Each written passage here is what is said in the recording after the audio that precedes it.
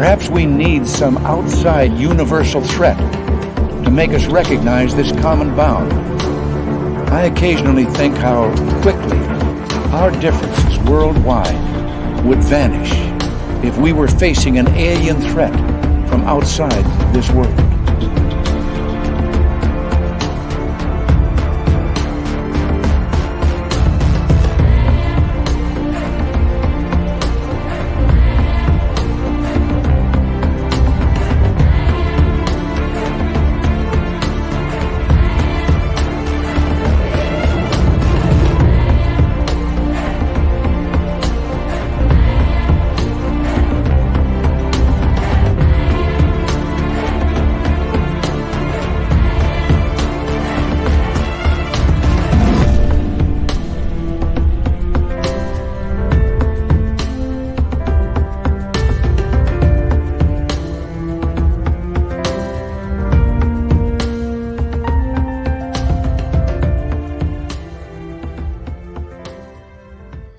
Good evening and welcome to Spaced Out Radio tonight. My name is Dave Scott. Thank you so much for joining us. You can see our beautiful panel up here tonight for all of you, and we're going to be adding Melinda Leslie very, very soon. Marquise Williams, Science Bob, Cristina Gomez, Bob Spearing from MUFON, Danny Silva, who always looks good, especially with that well-kept mustache and beard. He uses a #1 trimmer on his clippers for that. It looks amazing. Danny, thank you. Dirty Filth is here with the cartoons as well. We're getting into UFOs, balloons, the conspiracy behind it all. Yeah, this is the big one tonight. Let's say hello to all of you in the chat room tonight. We have Race Fan in the gold medal position. Logan L with the silver. Penny Van taking home the bronze medal tonight. Good to have you all with us, guys. Thank you for joining us. Who else do we have in our chat room tonight? We have Roy Boy, John Swan, Brown Dwarf. Good to see you all. Luscious Jules, nice to have you here. Luscious Jules will be signing autographs after the show. Line up to the left of the studio, if you don't mind.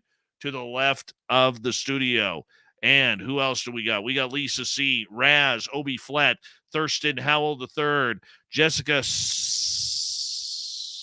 nice to have you back. Judy Wheeler, nice to see you. Hi, Matt Geek.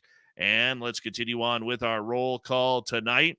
Les Paul Holland in Australia. He'll be signing autographs after the show as well. Line up to the right of the studio, if you don't mind, to the right of the studio. Pam Harris, nice to see you. Esmeralda, Robert Lamoth, and Millennium, my man. Good to have you all here. Hi, Zen1, W. David Page, and Brad Ford. Good to see you. Doubleday, thanks for coming on in. Hi, Derek Galloway, Pixie Lara, and Miss Anonymous. Very much appreciate you. Kathy Evans, thank you for coming on in. Science Bob's in the chat room and on the screen. Give us a wave, Science Bob, if you don't mind. We'd appreciate it. Brad Roenfeld, welcome back to SOR from Australia. Doug Shelby is here. The Doug Shelby has arrived, which means we can officially start this show. Larry Fisher, good to see you. Hi, George Hernandez, war criminal. And who else do we have in our chat room tonight? Von Patrick, Robo1776, Hadley, thanks for coming on in. Hello, Crystal J, Von Patrick, Dirty Filth, also in the chat. Science Bob, thank you so much for kicking off the Super Chat tonight. The Super Chat is a wonderful way to support what we do on this show on a nightly basis. So thank you so much. Forrest Louie, thank you for that great super sticker. We very much appreciate the love, my friend. Thank you for your continued support. Stargazer, thank you for joining us. Lee the Bee, good to have you here. Chris716, Rock the Gaspar, where have you been, man? Good to have you back. Beverly Holmes, welcome to SOR Chat. And Thomas Rock, Mark Slivka, thanks for joining us. Beelzebrad, how you doing, buddy? And who else do we have here? Marty Burback, good to see you. Atlantis is found. Thank you for joining us, my friend. Lala, thank you so much for that amazing super chat. Very much appreciate your love and support, my friend. I can't wait to see you and meet you in Vegas. And LOL, how you doing? Good to have you laughing here. And Carlos, welcome to SOR Chat. We're going to start the radio side here, so that way Bill WD40 can get into the chat room and lube us up for tonight's show. Angela G, thank you for joining us. Sweet Donna Spencer, thank you for coming on in. As we continue on with roll call, my brother Eugene, thank you for joining us. Can't wait to meet you in Vegas. Zen2, Zora, and Von Patrick, thank you so much for that super chat, my friend Vaughn up in Edmonton. And I may be coming to your city here in the next little bit. There's a concert I want to see there. Ed Clader, nice to have you here. Stargate Traveler, welcome to SOR Chat. And we're going to get going here. If you're new here, do us a favor, hit that thumbs up, thumbs down, thumbs sideways. It really helps with our algorithms. After the show, leave a comment so that way we can read it up later on. Thank you, Derek, for that super chat. Very much appreciate your love and support of SOR. We only got a few seconds here. Digger Dog, good to see you. And yeah, we got a great show. Spaced Out Radio Store is open on our website. Hi, Noodles. You can get all your shopping done there. And don't forget about Vegas. Check your ticker down below. Here we go, everyone. Horns up. Let's rock.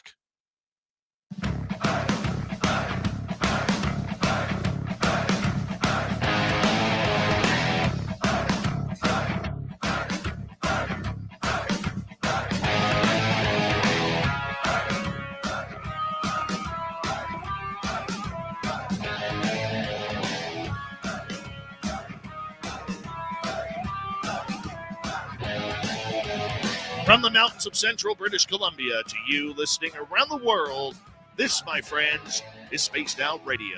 I am your host, Dave Scott, sitting in the captain's chair of SOR headquarters. We welcome you to tonight's show on our terrestrial affiliates around North America, digitally on Odyssey Radio, TalkStream Live, at KPNL. All of our archives are free. Join us at youtube.com/Spaced Out Radio. Do old Davey the favor, hit that subscribe button. You can follow us on Twitter at Spaced Out Radio, Instagram at Spaced Out Radio Show, and on TikTok at Spaced Out Radio. Our website is spacedoutradio.com. We have a plethora of features for you. Rock out to Bumblefoot, read the news wire, check out our swag as well. Tonight's show is brought to you by Chive Charities. Help make the world 10% happier by visiting Chive Charities today. You can find them on our website. It's a power show of UFO tonight, as we got a great panel of experts coming on in to talk about UFOs, balloons, disclosure. Has it been good for ufology lately as this subject has hit the mainstream news? Then in hour number 3, we're going to head to the swamp.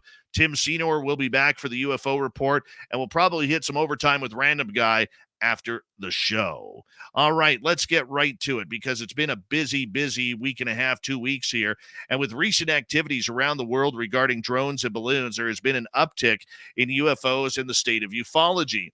We've seen both the American and Canadian government use the term UFO and UAP regarding the sovereignty of North American airspace. However, these great ufologists joining us for this program will take a look at the difference between extraterrestrial UFOs and disclosure comparatively to the UAP that are being cited, which are likely man-made craft from home or other regions and countries on the planet.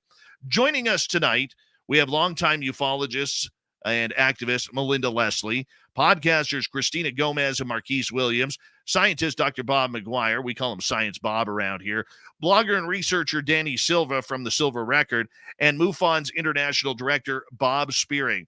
Let's get right into it, everyone. Thank you so much for taking the time to join us. We very much appreciate it. Now, you know what?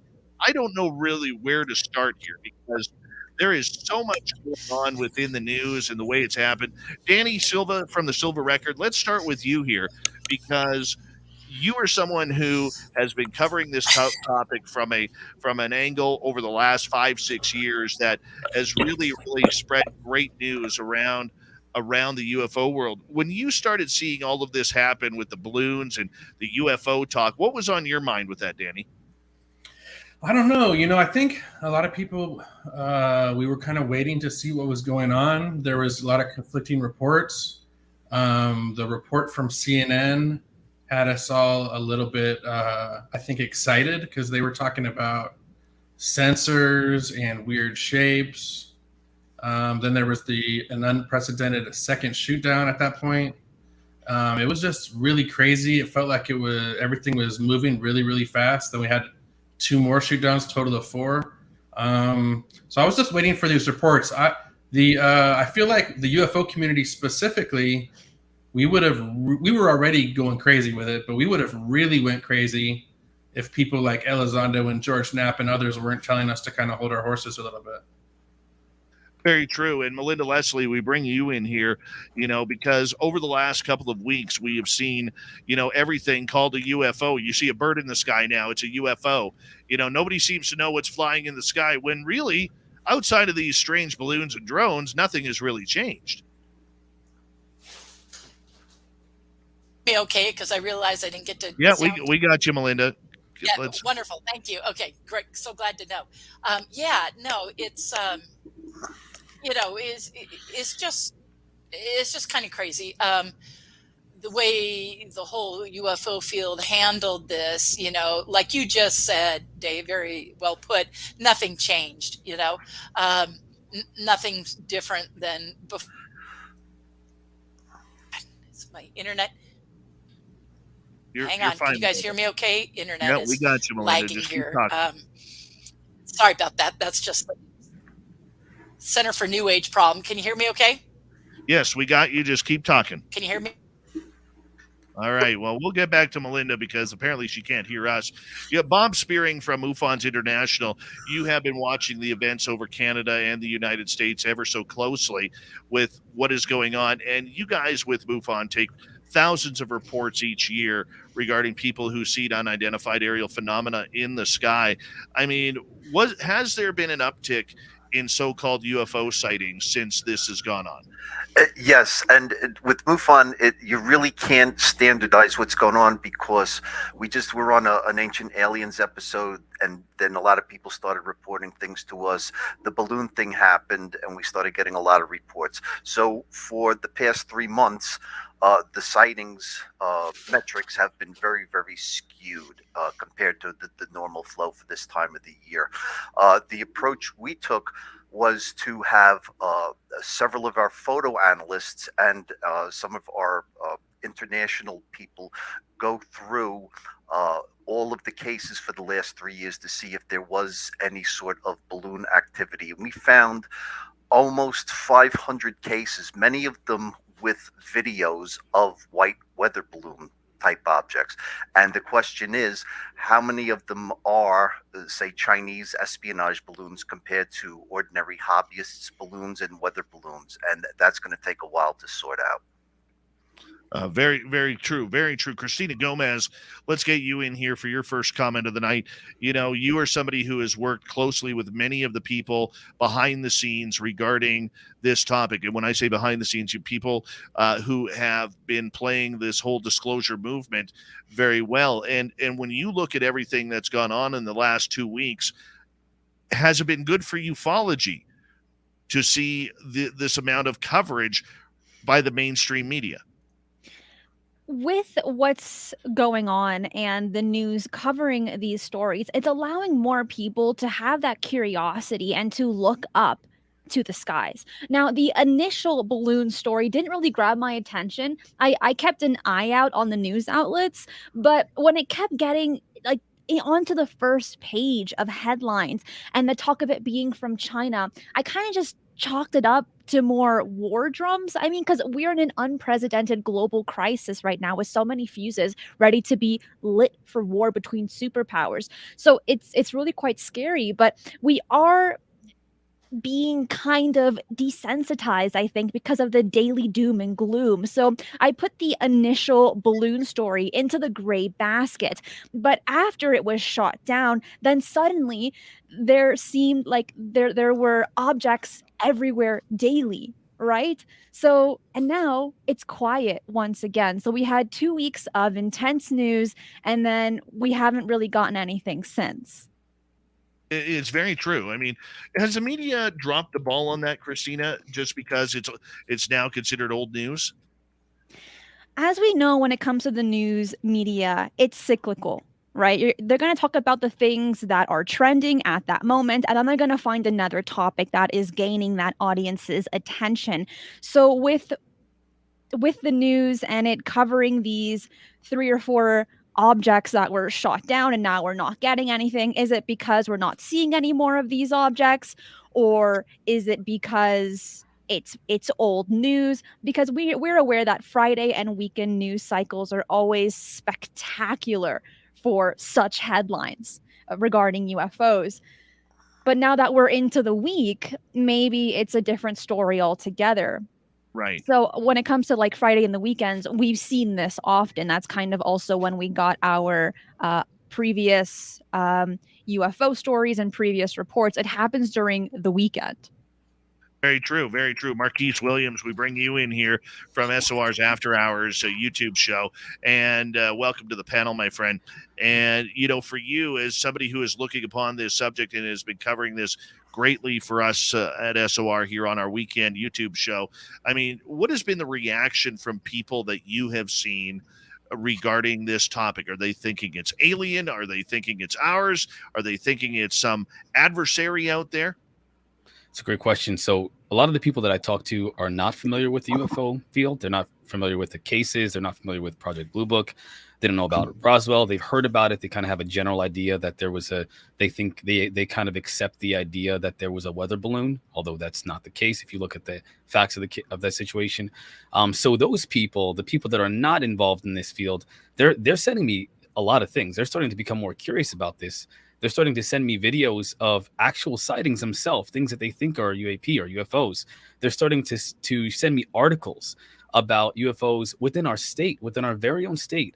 And it's really strange because to me, I've been saying this stuff for so long. Now that I'm involved in the field, I thought people would talk to me in my personal life, but they didn't. But now that this balloon gate thing is happening, everybody's messaging me talking about this situation and providing their own take on what they believe. Not what these things are, because they think they're just balloons or what they're just, something that's mundane or benign, as has been said. But they're interested in the possibility of extraterrestrial life. So it's very pretty true. interesting. We bring in Science Bob here, Dr. Bob McGwier, former CIA, former professor at Virginia Tech University, to come on in here. Science Bob, there has been a lot of talk on the inside and outside about what these are. And there has been great debate when you have people standing up at the podium in Washington, D.C. saying we're not sure whether or not this is alien technology or not. I mean, is this all part of the spy game that is going on? Because we all believe these objects did seem to come from China.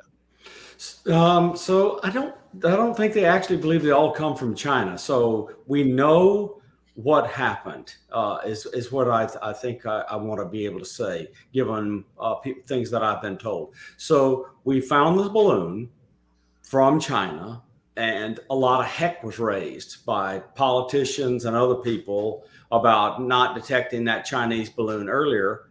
And so then they began to wonder what it was we might be missing, because they barely had a detection.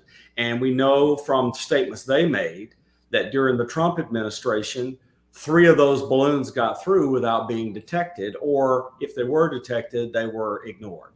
Okay, so they turned up the volume on the radar radio, and they opened the filters wider to say, don't reject things that look like this. They opened it up to let more things through, even though they didn't fit the profile of a fighter jet or a bomber or these other things. Because remember, these balloons, they're slow moving, and they're used to detecting things with high Doppler, et cetera, because they're fast moving airplanes. So they opened up the aperture and boom, they got scientific weather balloon. They got scientific balloons. I have this friend, his name is Bill Brown. He lives in Huntsville, Alabama, and he's an amateur radio operator. And he invented the Pico tracker that they claim the thing over here, Lake Huron, was a Pico tracker. Dude, that's a Mylar balloon with a package hanging below it that beacons out where it's located. And guess what? You can go to the database and look at one of those weather balloons, one of those Pico trackers, go up over Lake Huron and bink, disappear. So I think we probably do have a bunch of these kind of these smaller balloons that got detected. On the other hand, if you want to be a conspiracy theorist, you could say they opened up an aperture and they found a bunch of junk so they could eat up a couple of news cycles and bore the news people. And then later on, when they had something that was more real, they closed the aperture after they trained to look more for things that looked like UFOs or UAPs or whatever. And now everybody will be bored because they'll think it's just balloons. I mean, there are several different ways of looking at this. And I felt very dissatisfied with the whole week. All right, we bring in Melinda Leslie here. Hopefully, looks like we got a better connection with Melinda. Let's talk about balloons. Are you tired of hearing about balloons already? Yes, quite frankly. Look, I think I think the thing to talk about here is the way ufology has addressed this, and I'm a little bit disappointed because to me, from the get-go, these were all either balloons or drones. I was getting a lot of information from multiple sources about, the possibility of both, or maybe a combination. Like Bob was saying, maybe there was a Pico balloon, they're brought down.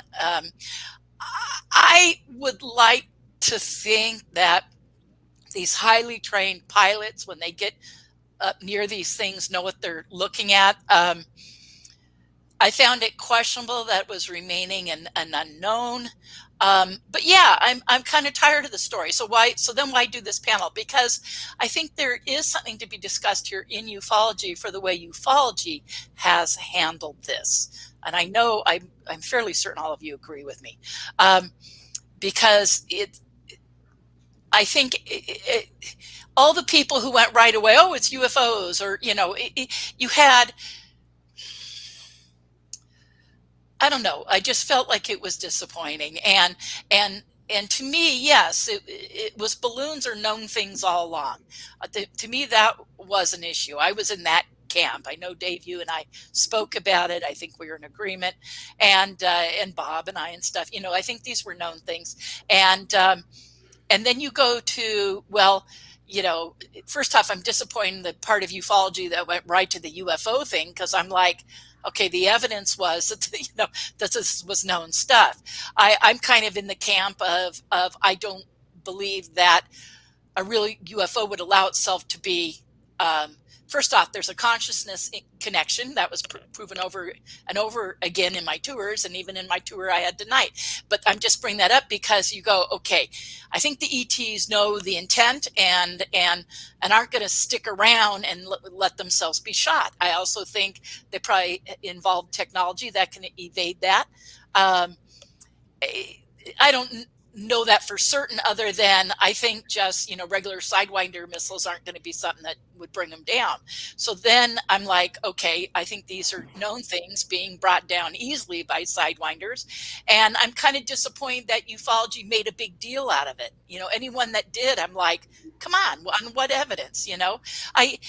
Believe me, I'm the first to go, yeah, there's real sightings. We see stuff every night on my tours. I mean, but not everything is a UFO, and in this case, I think we had to react and shoot stuff down once there was the one from China, because it was made to look like the White House but wasn't responding. I get maybe why they reacted that way. And I see someone shaking their head, so I'm interested in his. I guess that was Marquise. Is that you? I feel like I want to know. Not you. I'm sorry. The Chinese spy balloon has got me I'm just laughing internally. I apologize. I expressed myself down. Oh, okay. So you're laughing with me, not against me. Yeah, okay. Because I was going to say, wait, I'm open to. No. I agree with you. I agree with you 100%. The Chinese spy balloon said, "Keep his name out of your mouth." I thought that was hilarious. I apologize. Yeah. So I think at this point, it's just, Oh yeah, I see what you're saying. Yeah. So I think at this point, it's just like, hey, ufology, think twice before you respond. Not everything's a UFO, and that we need to be very level-headed about it. And I don't think anything's really changed. Now, on the upside, what I think we got out of this is senators and congressmen were called into a briefing. And that briefing was about this, but it was also apparently an AARO. And I don't know, Bob, you tell me, or Dave, or anyone else here, or Danny, if you know, or even Christine, if you know. I think that there's a portion of that was AARO being able, and whether that was Kirkpatrick or someone else, or Kirkpatrick and others, but the part of that classified briefing involved them. I think that's a good sign. Yes, I think Biden got up and spoke in reaction to all the Republican senators and congressmen saying the president's got to respond, because of course they turned into something political, because of course they do. So do the Democrats. I'm not saying it's one or the other. And thank God this is a bipartisan issue. But, it kind of forced Biden to have to say something. Okay, I get it. And yes, the American people did deserve a right to hear something. But there was a term that I found very interesting that I heard multiple senators and congressmen say, like all of them said this. And then Biden got up and said it multiple times. And I don't know if you guys caught this. And that was unidentified aerial object. Yeah, I also heard unidentified object. They said also unidentified objects. Okay, yeah. But unidentified aerial object. Okay, what? We got a new name. Okay, we had UAP, unidentified aerial phenomena. We had UAP, unidentified anomalous phenomena. Anomalous phenomena. And now they're bantering, or at least saying repeated, unidentified aerial object. What's that, you guys? A new classification, AEO. As opposed to, or I'm sorry, UA. I'm sorry, I said that wrong. UAO, unidentified aerial object. So we have a UAO, we had UAP, now we have UAO, and that struck me as that happened after everyone came out of that briefing. So I don't know if anyone here knows any more about that, or that sent up a red flag. It's like we have a new term, and it's not the fact that the term is new that's important. It's like, why call it unidentified, going back to aerial, away from anomalous, going back to aerial and calling it an object. And yet everybody's saying it after that meeting, and then Biden saying it too. I'm like, that just struck me as And this is clearly, I think we all don't miss the point. This is clearly a response to, yes, like Bob said, they're increasing the signal, they're getting these other things. And that is because of the work of Lou and Chris, Elizondo and Mellon, and the NDAA requesting this, and Senate and Congress saying we want this. And clearly the senators and congressmen coming out of that briefing were unhappy. Absolutely. They came out saying we're being lied to. You guys, that's a good sign that they're unhappy. They know they're being lied to. Biden was clear. He's not getting it to where he has set up a whole nother department under his, who's it under, you guys? Executive branch. The executive branch, but under his, I'm just trying to add, I don't know. I'm asking you to refresh my memory, Bob, if you know. It'll be run out of the National Security Council. Yeah. But so Biden knows the DOD is not giving him the facts. That's a good sign. So I took the new name as a good sign. I took the fact that Kirkpatrick and people were involved in that hearing as a good sign. I took the senators and the congressmen coming away very dissatisfied. That's a good sign. Okay. I was a little disappointed. I don't know if anyone else saw this with the stuff Chris Mellon was posting saying, oh yes, this is good because now they're searching for other stuff, blah, blah, blah. And I responded to him saying, gee, I think we'd all feel a little more comfortable if you also said that this is good for transparency, towards UFOs. So he says it's good for all these other reasons to be transparent. And I thought it was a missed opportunity, considering he's posting that on Twitter to us, to not then state the obvious, that therefore it's good transparency. So again, the positive takeaways in all this is the fact that there was that briefing, the fact that they came up with this new term, the fact that the president started an oversight thing because he knows he's not getting the facts from the DOD, and all the senators and congressmen coming out of there dissatisfied. I think this is all a good sign for us that there's movement forward and a desire by these folks to really know. That's how I saw that. Melinda, okay, I gotta cut you off right there because we are going to go to break here.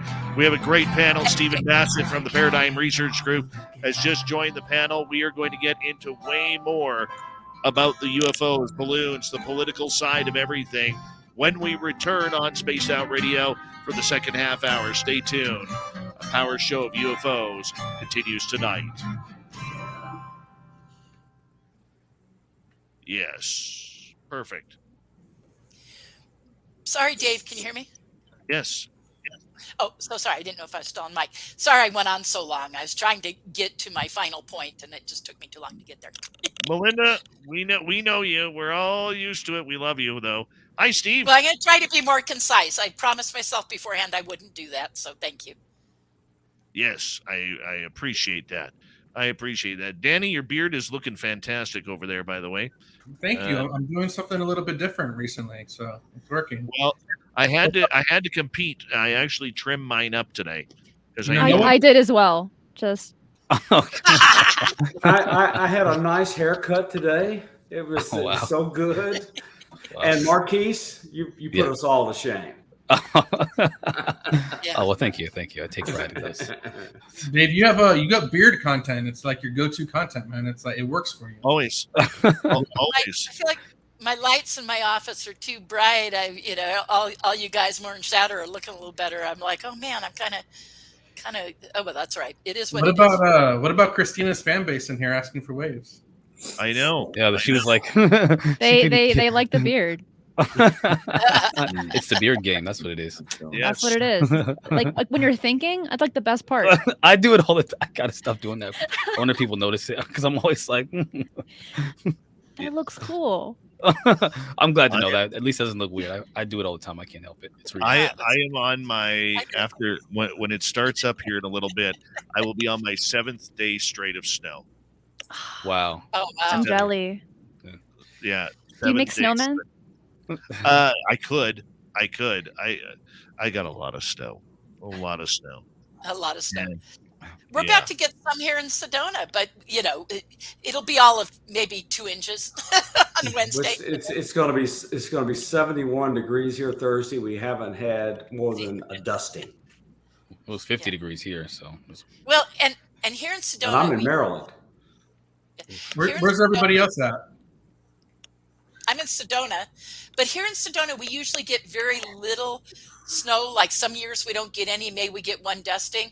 This is like our 7th dusting this year, which is crazy. Oh my! How do you do it? How do you survive? I'm just saying it's weird for us to get that because we normally don't at all. That's very weird for us. This has been the cloudiest. Hey, it's wreaking havoc on my freaking tours. I can't do any tours because it's too cloudy every night. We have a monsoon season. This is killing me. This because we're cloudy every night. Now, luckily, I had one tonight, but last night was too cloudy. Yes, but it's just weird for us. We normally don't get any, so it's very. It is weird. It is weird, because I just don't know how you guys fathom it down there. A couple sprinkles here, there, every now and again. I grew up in Tucson, and they got some snow recently too. It's really rare. Yeah. Honestly, it blows me away when I hear snow in Arizona and Texas. That's just even Vegas. Vegas. You get it. Arizona's 30 minutes from Flagstaff. Flagstaff has snow bowl. They have skiing half the year, So yeah, we have snow. High desert. We're mountains. Yeah, Tucson doesn't get snow though. Bob Spirian, are you in Arizona? I see that. Arizona. No. Okay. No, I am in the Poconos in Pennsylvania, and usually we get Canadian type snow up here. And this year, it's been like 50 degrees for weeks. All right, I've never seen so little snow in the Poconos in Pennsylvania. I made up for it by driving to Snowpocalypse in Buffalo, where my son lives. Just missed us, Snowpocalypse. We're just south of it. Yep. Now we could get another 4 or 5 feet of snow, and they still wouldn't cancel school here.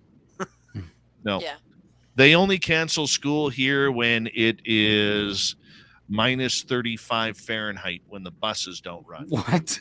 What is? They won't cancel. They won't crank. They won't crank. Send the little bastards to school, and that's okay. At least they're getting an education.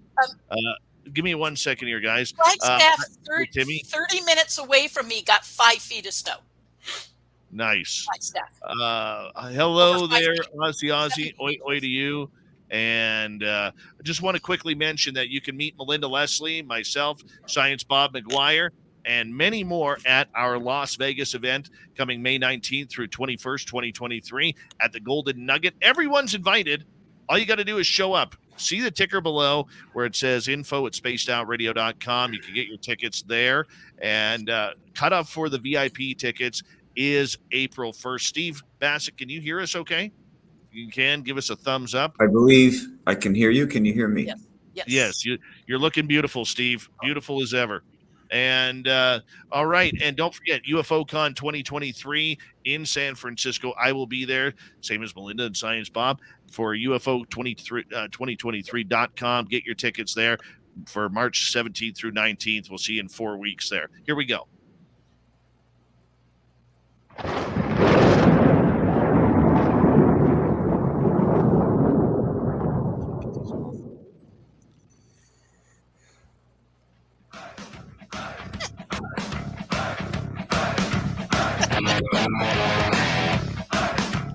Second half hour of Spaced Out Radio is now underway. Thank you so much for joining us. We very much appreciate earning your listening ears. I want to remind you that if you missed portions of this show or others, check out our free archives at youtube.com/Spaced Out Radio. Do old Davey the favor, hit that subscribe button. Our website is spacedoutradio.com.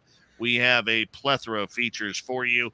Rock out to Bumblefoot, read the Newswire, check out our swag as well. Follow us on Twitter at Spaced Out Radio, Instagram, Spaced Out Radio Show, and on TikTok at Spaced Out Radio. It's a giant panel of ufology's most brilliant minds tonight on Spaced Out Radio. We are joined by podcasters Cristina Gomez and Marquise Williams, Science Bob McGwier. We have from MUFON, Bob Spearing, from the Silva Record, Danny Silva, researcher, experiencer, Melinda Leslie, and from the Paradigm Research Group, we have Stephen Bassett, who has joined us now. And Steve, I'm going to start with you on this one, if you don't mind, because, you know, the political world kind of went up in the air all across North America about these sightings and what to do about them. And when we saw President Biden the other day kind of play it down, saying this wasn't the Chinese government, we believe these were Chinese businesses, was this just a deflection, Steve, of trying to make sure that there was no political tension going around about potential UAP over North America?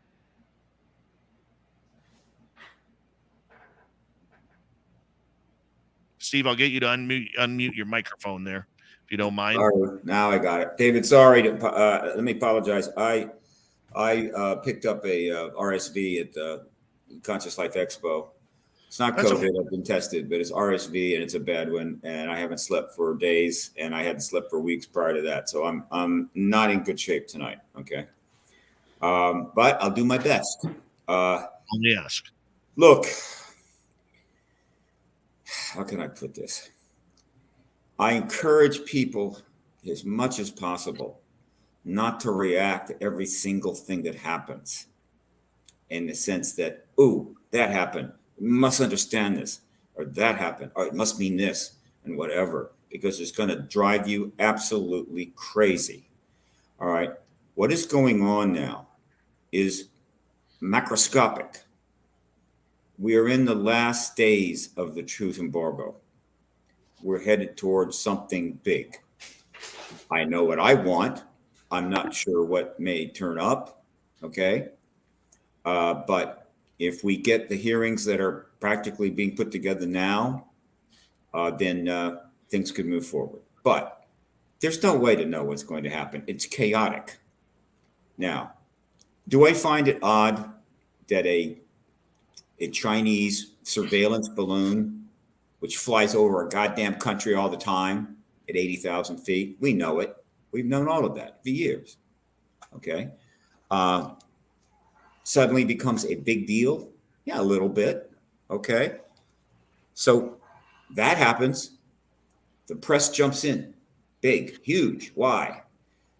Because of all of the work that all of you have done for decades and decades and decades, pushing this issue into the media, challenging the government, forcing the action to end this goddamn truth embargo, which is 75 years on.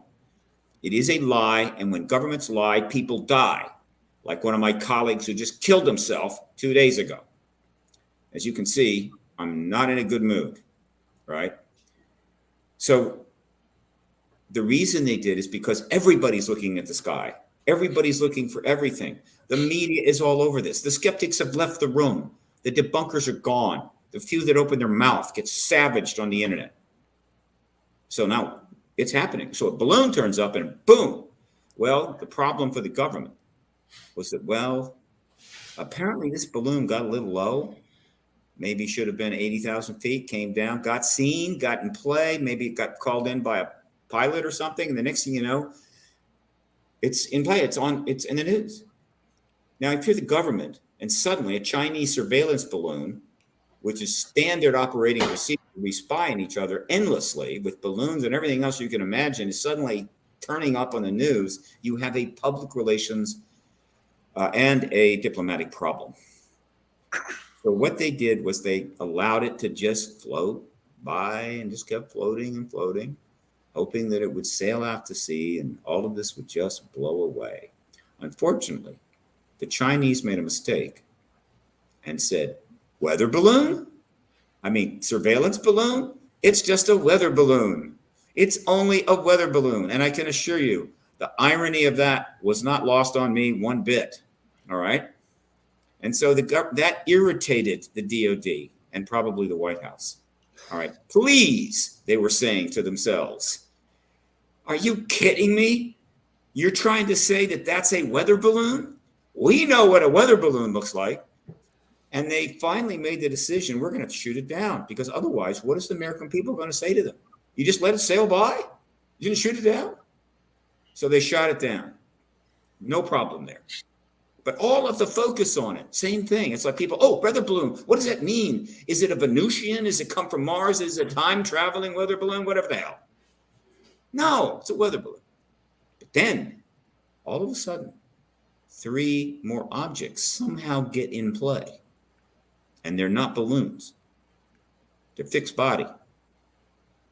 And when I say get in play, I think we all on this panel know that fixed body craft are flying in our space all the time, okay? And they're being reported all the time to NUFOR and MUFON, and now even into AARO, right? They're up there all the time. And so some fixed body craft suddenly become a deal. Really? One of the reasons was they were traveling so slow. Slow. If they were traveling at 7,000, 18,000 miles an hour, they'd be gone. But they're traveling slow and they get picked up. It's kind of a news thing. It becomes a thing. It's in the news. And now the government has got a Chinese balloon they had to shoot down. Now they've got slow flying fixed craft over the United States. This is not good diplomacy. This is a national security issue. What in the hell do you do with these? I mean, you just let them keep on going and say, well, they weren't harming anything. We just won't fly up there. Well, in the age of AARO and 2 years of legislation and thousands of articles upon the formation of these of the AARO group, cross agency group, and the fact that we're really paying attention now, if you just ignore them, that looks a little strange. In other words, these events have put the United States government in a real tight box overnight. And as I watched the press briefing after press briefing from the White House and the DOD, it was obvious they didn't know what the hell to do. They were confused. They were off signal, off message rather. They said stupid things like, we may never find the wreckage. We found the Titanic. All right. And so I'm thinking, all right, they didn't plan this. This is no false flag nonsense. They got surprised. And they had a tough decision. What do you do with 3 slow flying objects that have no means of propulsion? You have to shoot them down. And so they shoot them down. And then the stuff starts all over again. What are they? Where do they come from? And all this speculation, false flags, set up this, that, and the conspiracy people go nuts. Again, I don't criticize people that get intense about this or go nuts. I'm simply saying for those of us who can maintain their composure, don't just go flying off the handle with every little thing that happens. Okay, so they shoot the damn things down. And I noted that. I'm going, well, that's new. In fact, that's never happened in my lifetime. The government even admitted that. We've never shot down anything over American soil or American airspace since the Aleutian Islands of 1942. And I'm thinking, And then the next thing I learned is they shot them down with Sidewinder missiles. Sidewinder missiles? You have 3 objects moving slowly, but without any means of propulsion, which means that there's some pretty damn interesting tech in there that probably you'd like to examine if you choose to shoot it down. You don't blow it up with a Sidewinder missile. You shoot it down with a few cannon fire. If it takes 10, fine. If it takes 100, who cares? Those bullets are $10 a piece. The Sidewinder's $1 million. But most importantly, it's blowing the thing up. It's damaging it. It means the tech is going to be much harder to discern, but they do that. And then the wreckage falls to the ground, and they know where it is. Ice shelf in Prudhoe, deep in the Yukon forest, and Lake Huron, one of the lesser lakes. Okay, now what? They've got wreckage on the ground. It's been damaged that it shouldn't be, but whatever. It could have either advanced Chinese tech or it could have ET tech.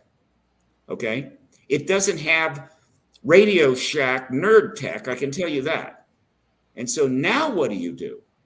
Well, first of all, you hope that all the freelance guys are not out there in what are those things, cruising through the Yukon forest trying to get to it, or skating out on the ice in Prudhoe trying to get to it, or I don't know, jumping into you got to get there, you got to get it. But the thing is, what do you do when you get it? Under these circumstances now, with the politics that we see, with the coverage that we see, do you think they could just get that wreckage and go, wow, we got the wreckage, but we can't tell you anything about it. It's classified. No. And so it's best that they don't find it, except you got that right. Want to find it. Are you following me here? Steve, I think they found it. I know the one in Canadian airspace. They had a CP-140 Aurora, which is the U.S.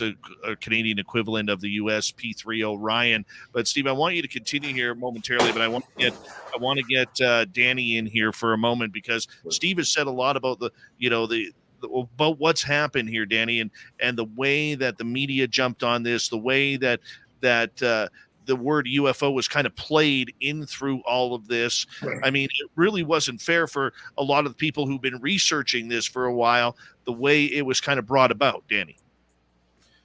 I felt obviously the first balloon was a balloon. There was all this video of it. It was a shoot down. It was a huge spectacle. So that was why I think, there was so much coverage at first, of course. The other stories, I felt like they were pretty mysterious, actually.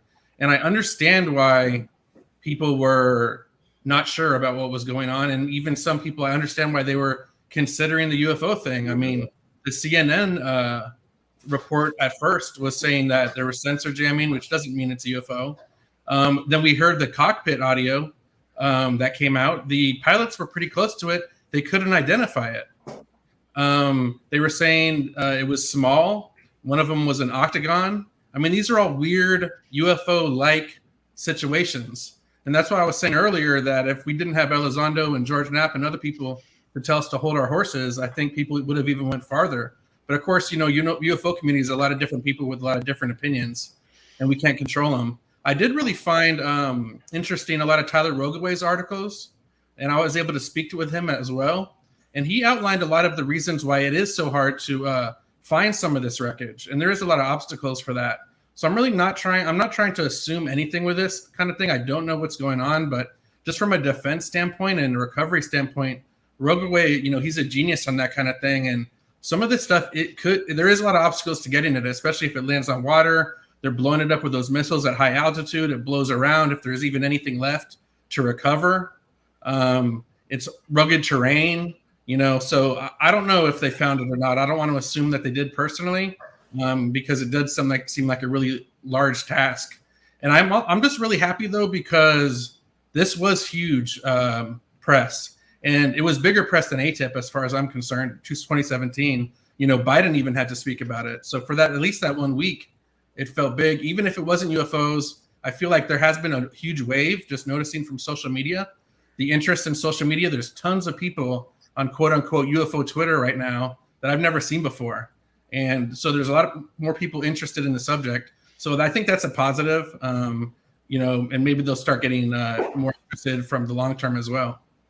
two things I want to quickly mention to the panel, and our good friend Random Guy, who's kind of our military specialist around here, he said that the AIM-9 missile was called an AIM-9X missile, which they could control the amount of explosion that happened, which could take out the balloon but not hurt the object that was falling. And the one that fell into the Yukon, there will be no video of that unless we get the pilot's video, because I want to remind people out there, my audience has probably heard this before, but the Yukon territory, it has 45,000 people in a territory the size of Texas.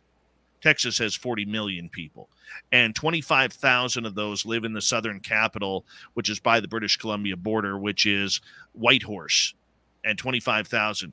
So unless a moose or a muskox or polar bear had a camera, we're not getting that video footage. Cristina, let's bring you in here quickly about this, because, Steve brings up some very great points about, that the ideology behind the whole idea that this is UFO or potentially alien. Were we being played? Steve and Danny both bring up really fantastic points, and I'm always looking for interesting news headlines that allude to or report on UFOs. And in the cases of this recent surge of shootdowns of unidentified objects, the principal reason for me is to get the conversation started on campus. And being in college gives me the opportunity to talk to peers about what's happening in the news. And I've asked a bunch of people over the last week to 2 weeks about the balloon and shootdowns and where the term UFO has been used in the news. And for a lot of those whom I speak to, they don't find the news to be of any significance. I mean, to their lives, like they don't really care. And that's pretty much across the board with my generation. And at least outside of the UFO community, it's not relevant in their world. Now, I did ask a bunch of other students during those conversations if they thought that balloons were responsible for UFO sightings over the years. And actually, the majority said no. In fact, the majority of people my age said that they do believe there has been a UFO cover-up. And that leads me back to the other conversation, where the most part, young people today are very open to the possibility of life out there in the universe, and that they could be visiting us. For maybe for many, it's the logical choice of opinion. And I mean, we can use these reports and sensational headlines as great conversation starters for getting a focus on the actual UFO mystery. So if there's a narrative behind the balloon shootdowns and it having to do with ridiculing the entire UFO topic, I don't think it's worked well at all, at least for people my age. And I really want to emphasize that, because the generations and the mentality on UFOs has changed consistently from one generation to the next. Now, with the Biden administration, it got criticized for allowing the original Chinese balloon to cross the entire United States only to get shot down off the coast of South Carolina. So maybe all of these balloon shootdowns were just a way possibly to counter the criticism. So there's still so many unanswered questions, but in the end, maybe there is no narrative. Maybe on the surface, it's all shenanigans and PR efforts. The thing is that we don't know for sure. All we can do is speculate. But overall, the story doesn't add up. And it seems that nobody really understands completely what's going on, hence all the unanswered questions. Very true. Bob Spearing from MUFON, let's get you in here, because the political aspect of everything has affected everybody from MUFON to all the other groups like Galileo, UAPX, everybody out there. How have you guys had to kind of find this situation and kind of build around this to the news that even though this is political, it's brought a whole new light into what ufology is? Well, I mean, the bottom line, MUFON's been criticized to some extent for cooperating with the government, as they like to say in the news. But basically, we're cooperating with Congress, giving reports to Congress, as opposed to the DOD, which some other organizations are giving reports to. One thing I wanted to mention about the Lake Huron incident in particular is I find it amazing that it took 2 missiles to take down a balloon, if that's what it was. I agree that they're never going to admit they found especially if it was a balloon, because that would be very embarrassing to spend a $500,000 missile to shoot down a balloon and miss, once and have to hit it again. But the most interesting aspect of the thing over Lake Huron was its shape. It was an octagon. Okay. And so what MUFON did was we went into our database and we looked up octagon shaped objects that people have reported. And there were quite a few. And what was interesting about them is that they were fairly consistent in size at 60 feet in diameter, with varying patterns of orange and yellow lights on the bottom, and they had a tendency to like to hover over people's cars. One of them in particular was reported near Stony Plain, which is a town west of Edmonton in Canada.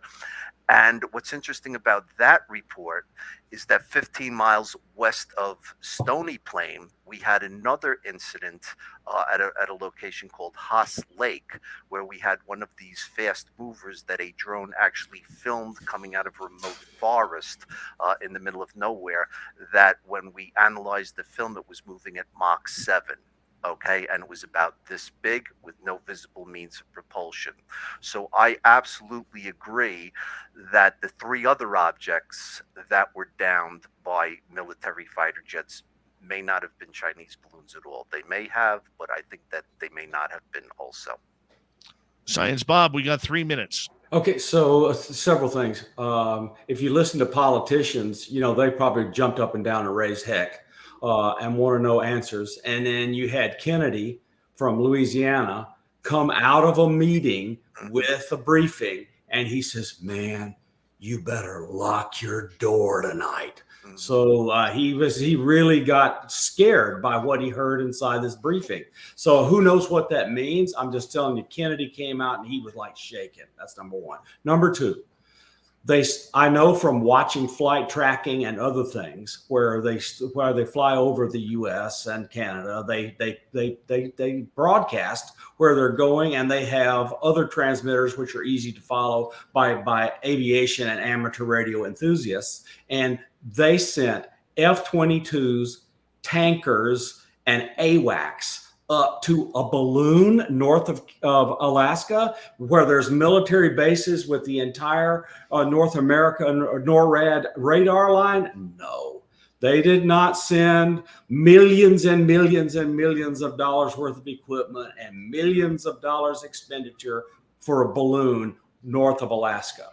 The thing over Lake Huron, you could go listen to Chris Lato's YouTube, where he played the entire cockpit audio between the two jets that went and shot down the thing over Lake Huron. And there were interesting things that were said. I don't think we heard a size estimate, but anyway, it was interesting. And I wish they would come to answers a little more quickly and tell us a little more. I don't think, Marquise, as we got about a minute to go here, I don't think that, the idea that these government officials were coming out saying extraterrestrials and aliens, we can't rule that out. They could have ruled that out on day one with their fighter pilot debriefings. And with 1 minute to go, your thoughts on that? Well, I'll try to 60 seconds this, but I think it's odd that if these objects were anything that were other than benign, or as he said, it was a corporate technology or private technology or something like that, I think it would make more sense, because as we've seen over the decades, true UFOs they're elusive. They're not always they don't allow themselves to just be shot down. I can't imagine that this object, any one of them, no matter how oddly shaped they were, especially the one that was an octagon, it had strings hanging below it, which is kind of indicative of a piece of technology that's used for surveillance of some kind, whether it be weather, checking the weather or whatever, or actual surveillance. So I'm kind of thinking that, again, these things are they're probably not that fantastic, in my opinion.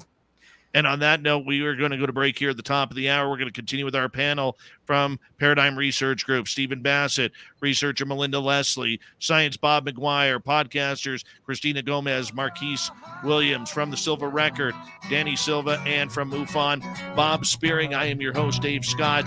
We got a power panel talking UFOs, balloons. Where do we go from here? And does this hurt the image of ufology? We will be right back on Spaced Out Radio right after this. Stay tuned. Hour number 2 is next.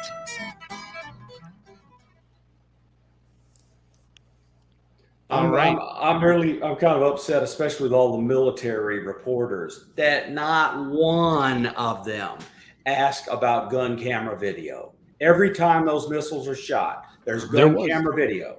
There was one person, there was a press conference given to Kirby, and they asked him about releasing the gun camera footage. And he said, you'll have to ask the DOD about that. So, and they were kind of frustrated with the response because it's like, hey, come on. Like, well, Kirby's a White House spokesman, and he's not going to speak for the DOD. Right, of course. Yeah, they asked the general about that also, and then the spokesperson kind of said during the that first one that was during the Super Bowl, that press conference, and they kind of just said maybe. Now, I took the Kennedy comment to lock your doors because that's someone on Twitter. They looked up all the times where he said that, and I guess he says that kind of often. So I took that as him being kind of like facetious, as like one of his go-to. Oh, I see. He maybe he was making a facetious joke, trolling. Yeah, it sounds like he's trolling if he did that, because that's kind of. I mean, you say that to people, especially in the UFO community. You can't do that. You can't do something like that. You cuckoos, go lock your door. I did. I think was the coolest thing out of all of this, though. It also went against, I think, what we've been kind of hearing the last 5 years, which was pretty shocking to me because, we always heard that basically pilots could identify anything, that they're the best observers, which they are. But then during the audio, we're hearing them not being able to identify this, especially if these aren't UFOs. That means they can't identify regular drones or even some sort of drones, maybe advanced drones, but they still can't identify them because they're small. The planes are going fast. The drones are going slow. So there's all these obstacles I wasn't aware of until this happened. And then we also kind of got to see a first eye look at like how crash retrievals work in a way or don't work, I guess. Yep.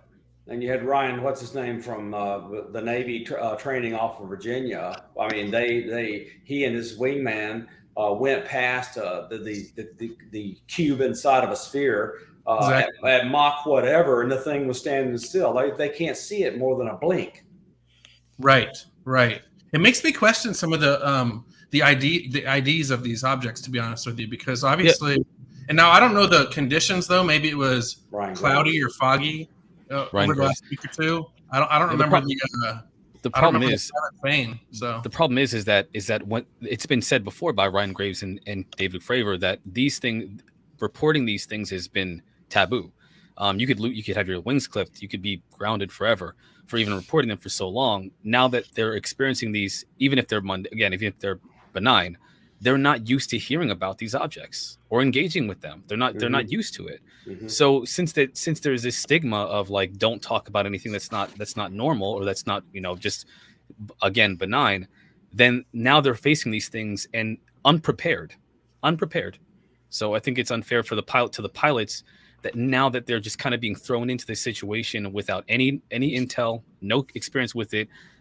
They're recording their experiences with these encounters, but it does make them seem somewhat incompetent. Like they're the best, pilots in the world, and here they are not knowing what objects they're shooting down. That's not fair to them. I think it's kind of unfair you know anything about this comment? I dug up a comment from Elizondo from 2018, and he was saying there's tech that is able to identify drones, what the kind of the maker of the drone is, and that they have all this identifying tech.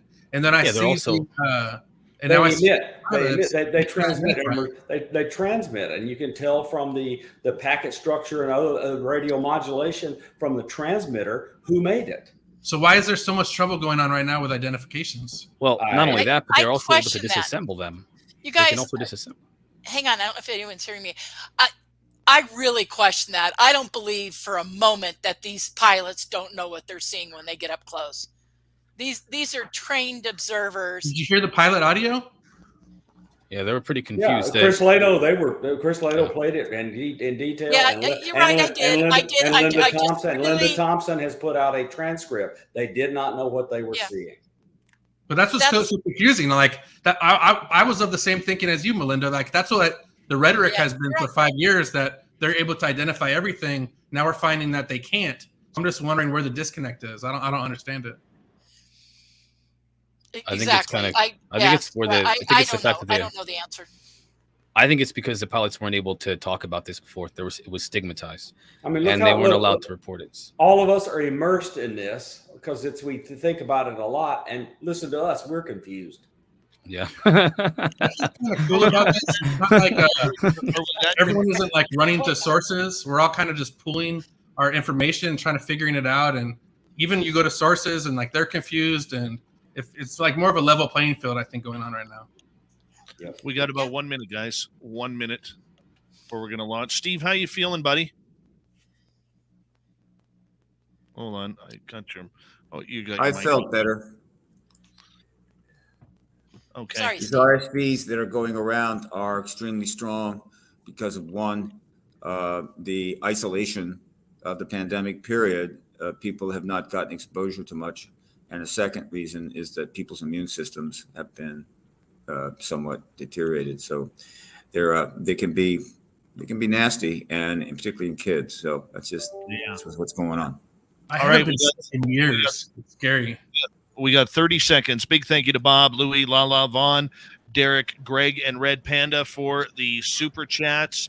We really appreciate it. I will be in San Francisco for UFOCon 2023. Go to get your tickets at UFOCon2023.com. That is March 17th through 19th. If you're looking for our Vegas tickets, VIP tickets, close out April 1st. Check the ticker below. Here we go, everyone. You're listening to Spaced Out Radio with Dave Scott. Follow Dave on Twitter at Spaced Out Radio and on Facebook, Spaced Out Radio Show. Hour number 2 of Spaced Out Radio is now underway. Thank you so much for joining us. We very much appreciate earning your listening ears wherever you are on this beautiful planet we call Earth. Hello to everyone listening in on our terrestrial affiliates around North America, digitally on Odyssey Radio, TalkStream Live, and KPNL. All of our archives are free.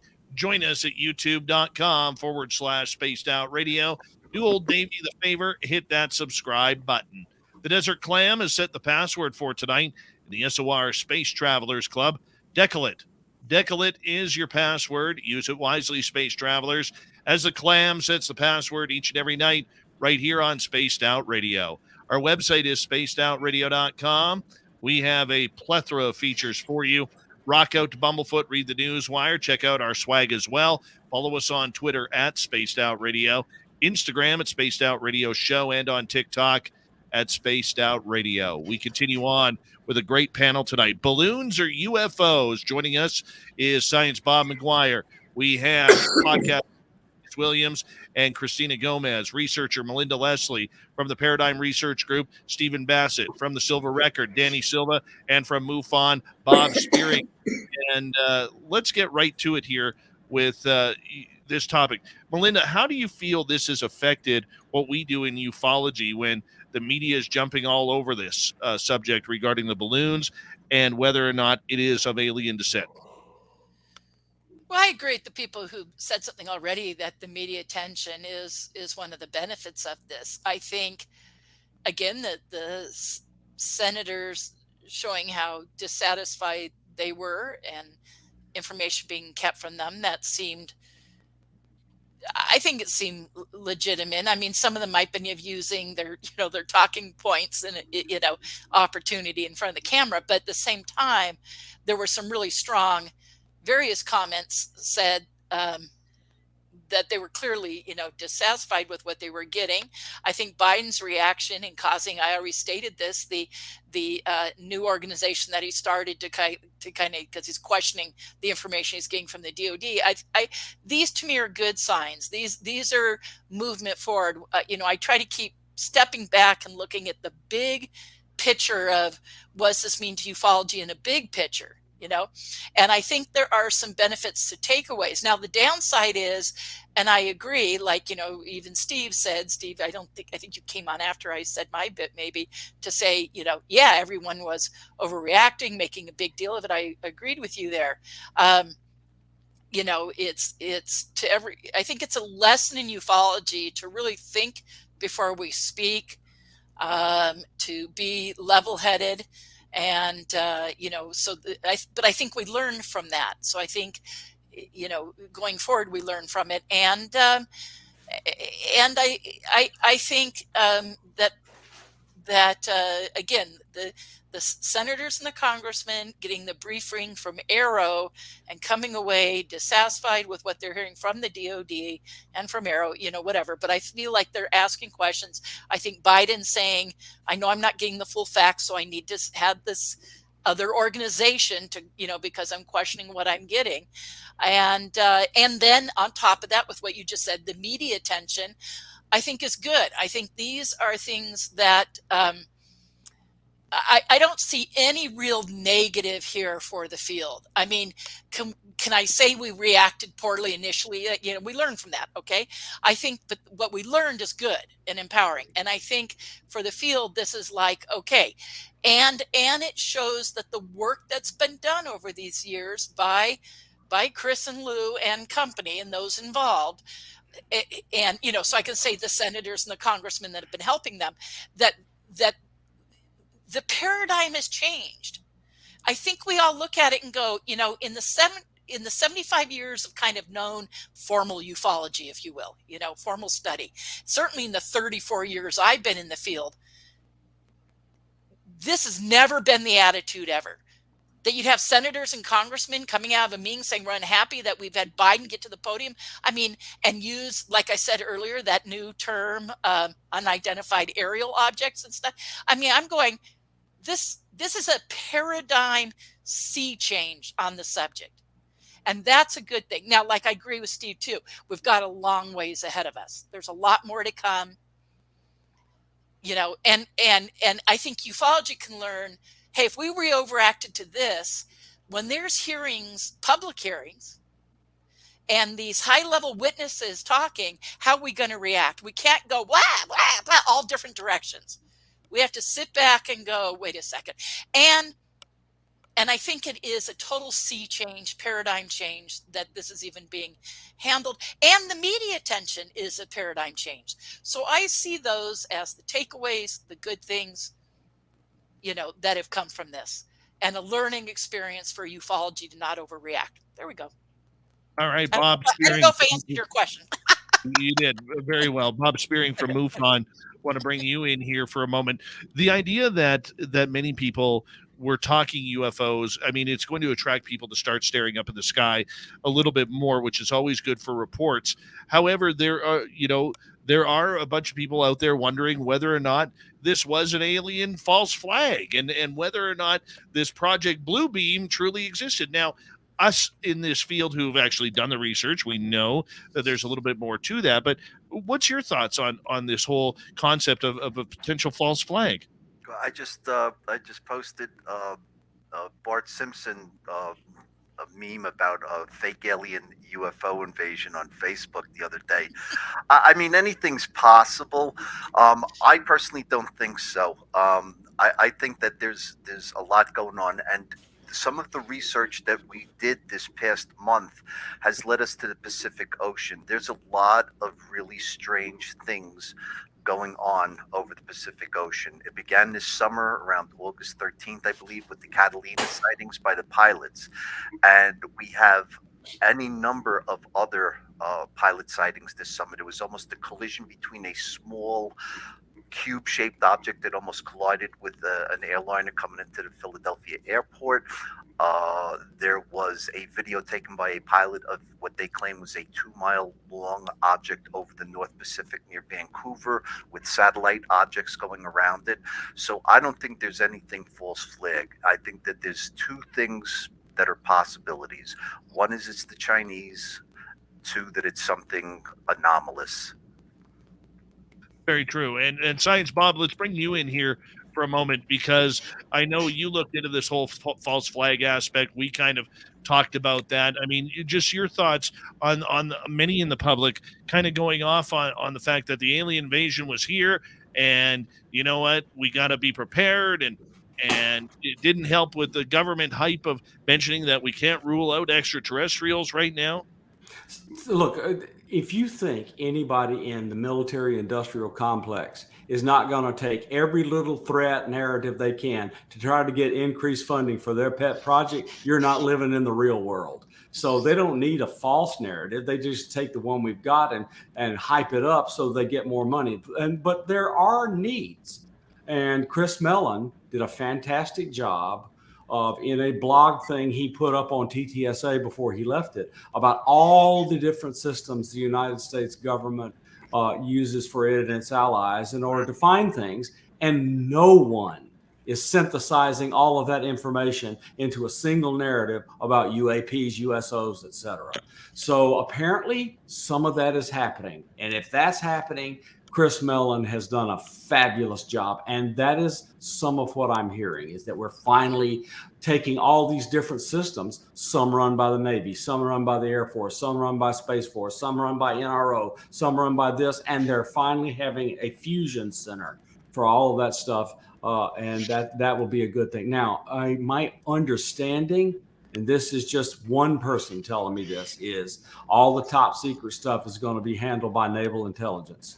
And the stuff that's looking backwards all through legacy, et cetera, and so forth, and civilian sightings and so forth be handled by AARO.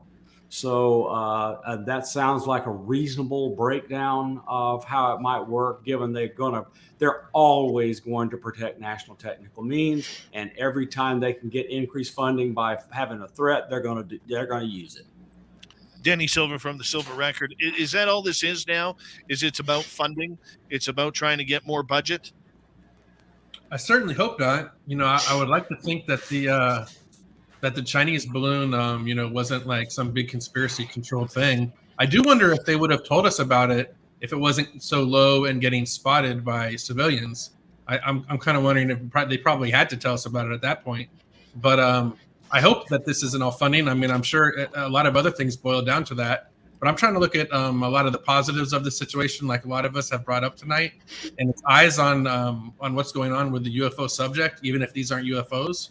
And and they've turned those sensors on, and I guess it took the Chinese balloon for them to do it. And so now they're going to be looking at everything. There was that Hawaiian balloon story as well that came out yesterday. I haven't heard an update about it. I don't know if you guys have, but I'm kind of expecting more of these to happen. If they just all of a sudden stop now, I think that would be a red flag to me, and something weird is going on. But I don't know. And then if they're over the ocean, that isn't necessarily going to be always shutting down airspace. So if they're not shutting down airspace, I'm wondering if we're not going to find out about them. That the Navy will own it. Well, for me, from all of this, I'm left with the uncomfortable feeling based on Louisiana Senator John Kennedy saying after the classified briefing that people should, quote, lock their doors. And it has this kind of been the breadcrumb of substance. I mean, on one hand, they say it's just balloons and that finding the debris has been too difficult. And then you have this quote from him. And that sounds like he knows from the briefing that there is a very real threat out there and they are not allowed to speak about publicly. Or is there just some agreed upon scare tactic? This statement is so open-ended. Does it mean that there is an invasive threat, either from non-domestic enemies or from non-human intelligences, or what? So I don't think there has been enough media follow-up on this statement. It's significant, but hey, aren't these politicians supposed to be very careful what they say on camera? And locking the door, I don't think that's going to help with an invasive situation, especially if it's aliens. So I want more follow-up on that particular statement. I took it as joking, to be honest. That one, someone put it on Twitter where they showed him saying it in other situations. So I don't know if he was just, it's like in his vernacular. And I'm also, yeah, and I'm right, but politicians, they just can't make jokes like that on camera because it causes a lot of fear in people's mindsets, and people will grab onto that, as we've seen already. Welcome to Kennedy. But if you look at the current political environment and what's been going on in the chambers, and there's almost been fist fighting, there's been name calling. I mean, politeness and how politicians should act is out the window. So that he would say something flippant, I wouldn't put it past, and I'm talking both sides of the aisle, I wouldn't put it past anybody to be saying something flippant in response to this subject. That's something I'd else like that we're to seeing think kind they of for the don't, first but time right now. obviously they do. Is the UAP subject is getting dragged into partisan politics now, and we've always tried to keep it apolitical, and this past week it hasn't been. So maybe that's going to be a sea change, and in the future it's going to be, if one side doesn't like Biden, they're going to be blasting him for doing that or whatever, and it's going to be partisan, which is unfortunate, and maybe that's where we're headed. Well, luckily the NDAA and things that seem to come about from a bipartisanship, at least that's what we were hearing, and we're definitely had Democrats and Republicans coming out in favor of it. But I agree with you, Danny, with what just happened. They put the pressure on Biden to say something that came across as extremely partisan to me, and I hope you're wrong, but you're right. It could become, as this becomes a political issue, it'll then be a partisan issue. Unfortunately, that's just how our political scene is playing out right now. So both Steve and Melinda have talked about it. We don't need to overplay our hand and yappity yap. But I want to say how much I agree with this for a couple of reasons. I keep hearing that the clauses put into the NDAA have allowed more than one person to come forward and start talking. And it's that's what we want to be quiet and wait for people with real information to be put on the record about what's gone on in the past. And I'm hearing that some of them are coming forward. Yeah. We want to be careful. There's already been meetings with Kirkpatrick and AARO from a bunch of different witnesses. I keep hearing them. I know of at least off the top of my head, like 4 is what it's what I've heard so far there may be more, but that's just what I think I know of. Steve Bassett, I want to bring you in here because, now we're hearing that there might be a new group forming outside of AARO, and that these groups need more funding. I mean, how many more groups do we need, Steve? I mean, we've gone through about 17 of them in the last year and a half. I mean, whatever this is. I mean, why every time they give a budget to someone or make the rules for this group and they change the rules, why do we got to keep getting a new budget? Why do we got to keep getting a new acronym? And it, to me, being the token Canadian in this conversation, that makes no sense to me at all. All right, first of all, there haven't been a bunch of groups. There's been one program that was initiated essentially by the legislation that was put in place by Mark Rubio. What's happened as this program has developed within the DoD, the name has changed. One of the reasons that names change when you're setting up something large in the national defense world is that as you move forward, particularly with new legislation, with making more requirements, the nature of the program, the project, expands, is modified. And so they changed the name to reflect the new aspect of it, right? Yeah. So it's not different programs at all. It's always been the same one from the beginning. Secondly, the task force, or the thing that Biden set up in the White House is trivial. Because this is now out in the open national security matter. He felt he needed to set up something there, give it a name. It's not a big deal, but he's basically letting the world know that, I actually do care when objects without transponders travel across the United States, violating our airspace and risking the possibility of crashing into an airline or something. So not a big deal. In fact, the entire thing essentially is not a big deal. Okay.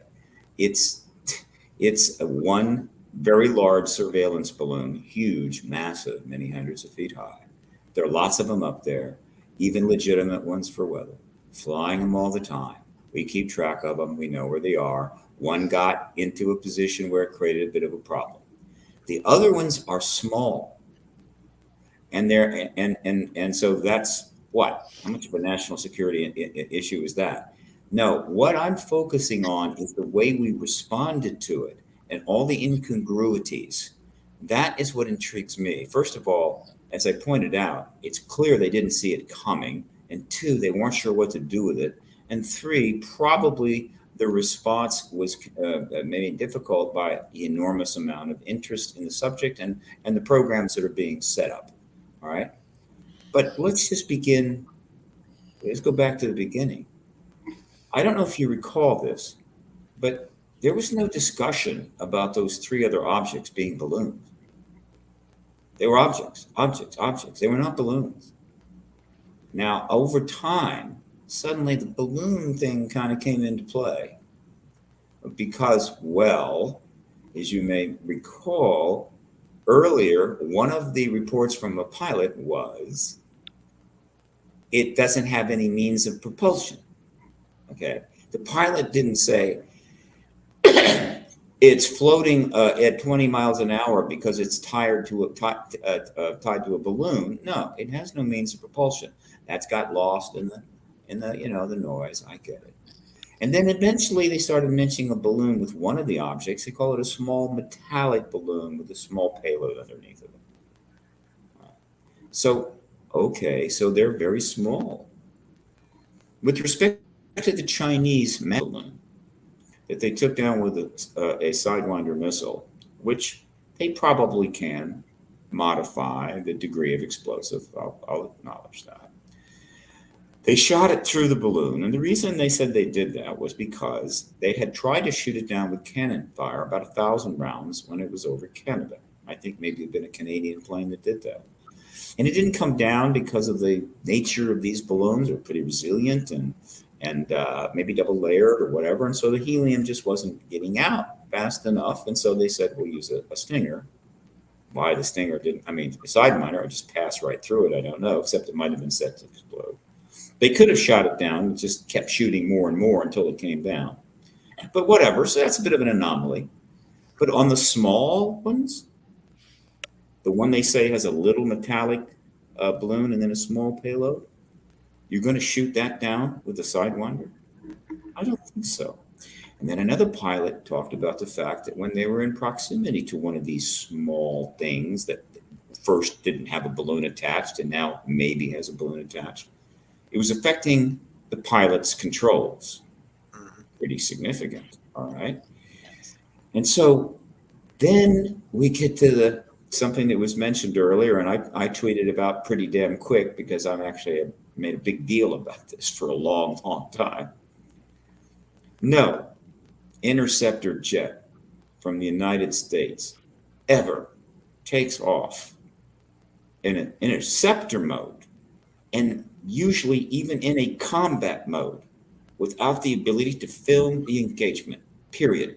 These used to be called gun cameras in the old days when in the propeller planes, they would take one of the gun deals out and they would replace it with a camera. The other things could shoot, but that one would just film. No plane does that. And so, obviously, if this thing is not right, if there's something about this that I'm not sure about, they can't show the film. Well, first of all, they can't mention there's a camera. And so when they came out early on with press statement after press statement and never mentioned the camera, I knew right away something was not right with this. And so I tweeted about that. And eventually one fine member of the press, well into the multiple press conferences, it should have been question number one. But the press is so flummoxed by all of this, so out of their depth still, even though they are, you look at Rogue Away and the Drive and the Debrief. Let me tell you, got some fine journalists coming in here, okay? They didn't ask. Well, they finally asked. And Kirby's response was, well, Okay, so they have film of these. Steve, hold that thought, because I do want you to finish it. And when we come back, I also want to get into with our panel, what Lou Elizondo said. He said that this was the reason why he left, the ATIP program to go public. We got a lot to talk about in the next half hour with our panel: Marquise Williams, Science Bob, Danny Silva from the Silva Record, Stephen Bassett from Paradigm Research Group, researcher Melinda Leslie from MUFON, Bob Spearing, and Cristina Gomez, podcaster extraordinaire. We'll be back with more Spaced Out Radio when we return. Stay tuned. It's flying on by. I just want to tell everyone I'm really enjoying this myself, because I'm glad that we've taken this places where I haven't heard other discussions go on this, and I think it has value. Yep. And, well, it's multiple perspectives as always. With me on anything. Yeah. I think it's good to discuss and get the different perspectives, and I think we're all being, so fair to each other and supportive and kind, and it's like I don't know, I'm enjoying this, and I hope the audience is. If people out there, listening, I hope you're enjoying. I'm not looking at the chat or anything. They're enjoying. They love it. The audience is doing great. Are they loving it? Good. Oh yeah. Good. Because I don't know. I think we've taken it some other places I haven't heard other discussions go, and kind of into deeper places, which I think it needed to. So, yay. We're attacking it from every angle. The beautiful thing is that this entire panel, everyone's respectful for everyone's ideas and opinions. And then you have Scott being an incredible host, really giving everyone time to speak and to share their thoughts and insights, which, Scott, I know it's no easy task. So I think you're doing really awesome on that. Yeah, that's great. Yeah. Trying to balance everybody out there to give an opinion. And that's why I say thank you to each and every one of you for coming on in and adding your valued opinion, because I don't think that we have a lot of people out there who are, I think we do have a lot of people running around like a chicken with their heads cut off, trying to figure out, what's going on. Right. I mean, personally, I feel like I'm trying my very best to condense my thoughts into these, I'm not very good at that, but I hope I'm doing okay. I like the octofloater, Filthy. I know. He's cool. Filthy, you're cracking me up, because the octofloater, like the Octomom. I love it. That's hysterical. Creativity at its best. Yes, absolutely. That's hysterical. Exactly. So, no, I appreciate each and every one of you always coming in to say hello and helping with our audience. And I mean, this is what makes this panel and panels like this unique, because we all have differing opinions, and sometimes we can get stuck on our own opinion and stand on top of the mountain and rant about it. But I mean, in the end, it does come to play as it comes out to play here. I mean, we all bring different points that allow people to think clearly about it. So I think it's good. I think it's great. The defense side of stuff alone is just so technical and hard for me to understand. And I'll speak to Rogueway about it and ask him a million questions. But, he does it for a living. And even after I talk to him, I still don't understand all the points. Just from the side. I'm trying to put together all the different organizations. I couldn't separate the DOD and the Pentagon. I thought they were before all this.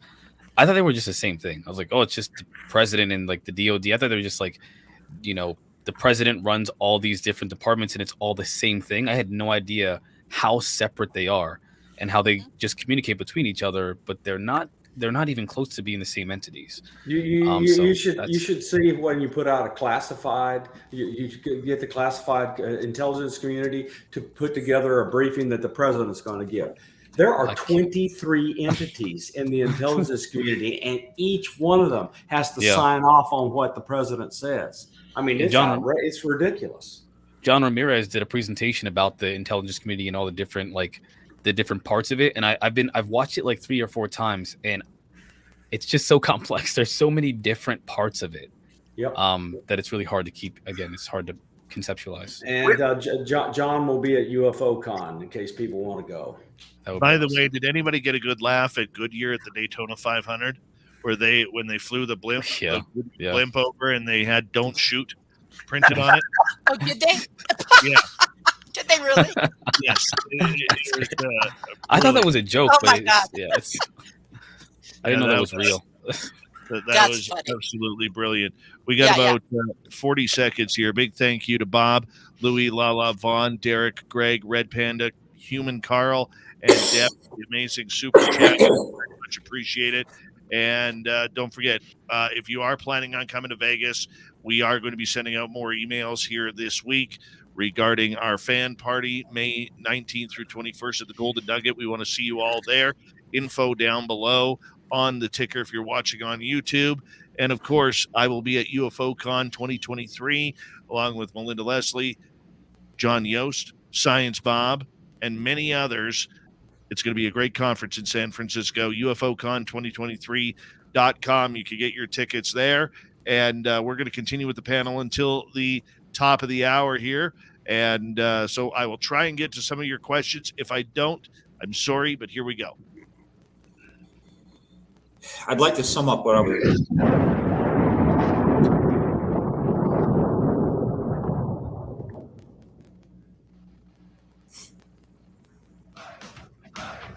I'd like to sum up what I was saying before very briefly.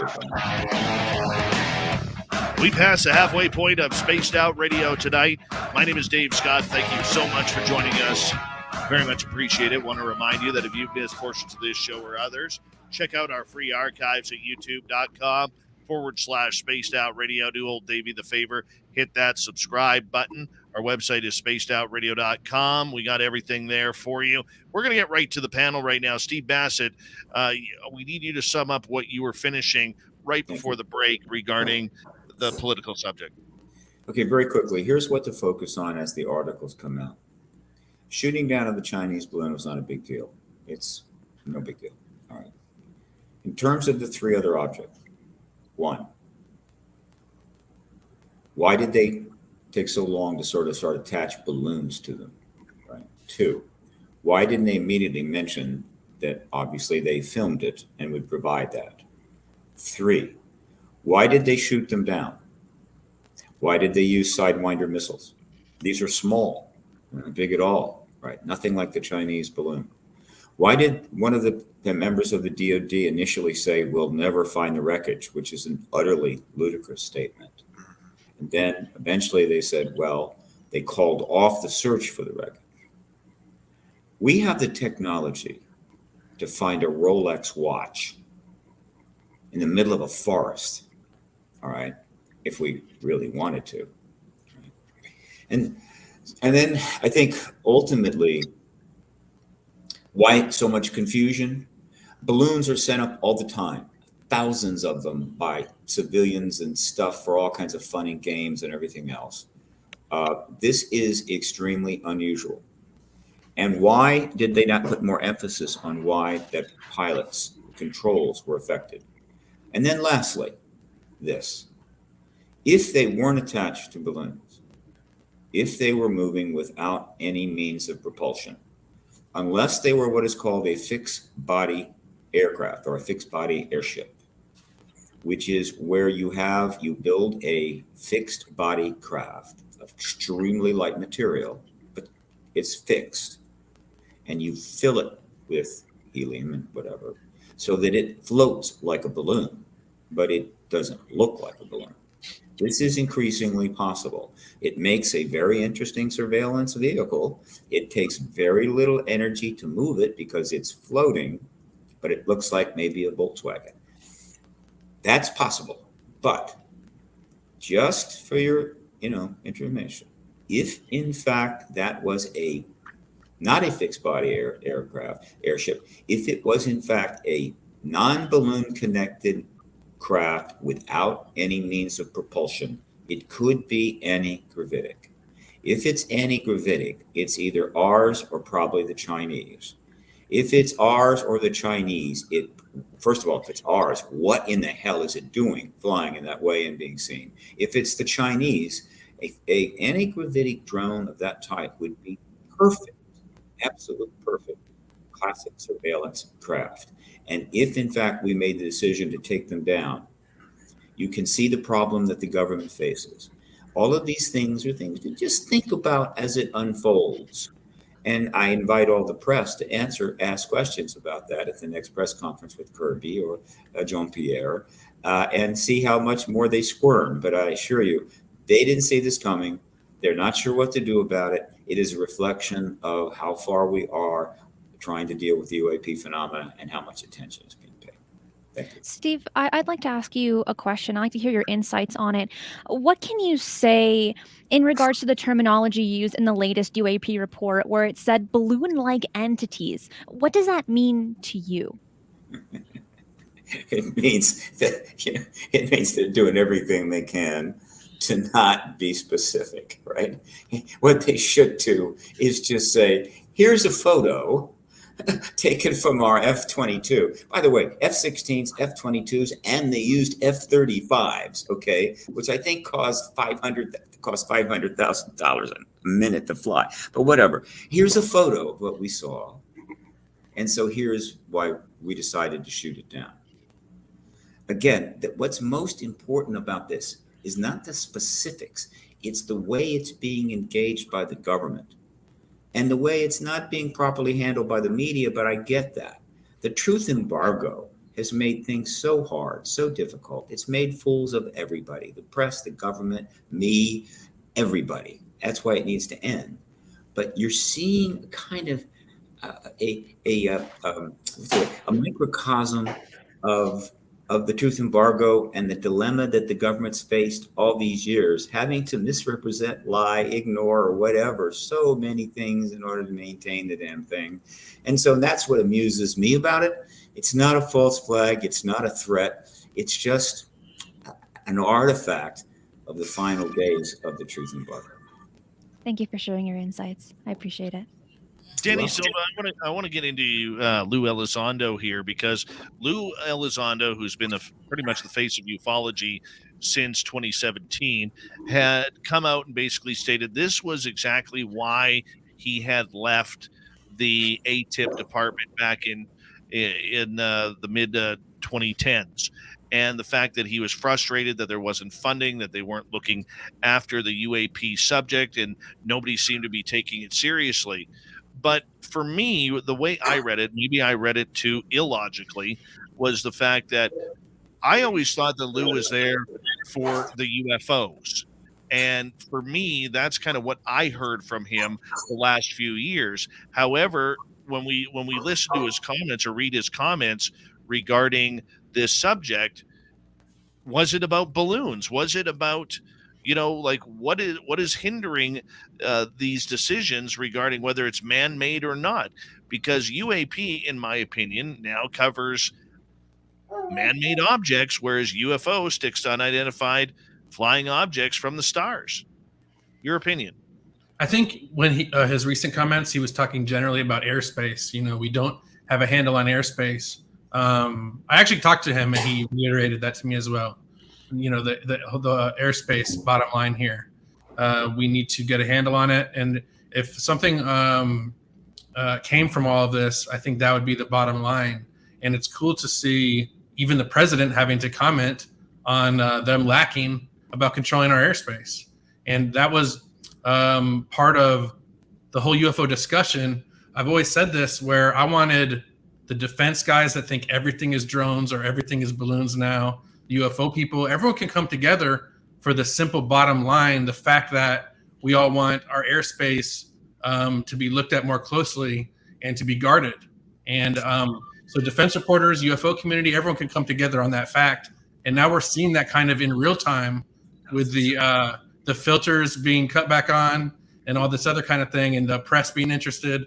So I think that's a great progression from what's happening. Let's get you in here, Science Bob, regarding Elizondo's comments. Yeah, so Lou realizes exactly what we've been saying, which is from 0 to 30, 40,000 feet, we have radar on the ground. From 40 to 100,000 feet, we have this and that and the other, and not much flies there. Okay, so there's large swaths of our atmosphere that we are just not covering well. And so the NORAD and other people with detection equipment are now turning on sensitive things to operate in those spaces. And all of a sudden, they've got a glut of new things that they were not expecting. And then we've got all these drones. We have lots of balloons. There's just a lot of stuff in our atmosphere that we need to figure out how to cull it for things that are interesting. And so there's going to be a ton of machine learning, artificial intelligence work on classifications, eliminations, and filtering. And that work is going to take years. It's going to cost a lot of money. Bob Spearing, let's bring you in.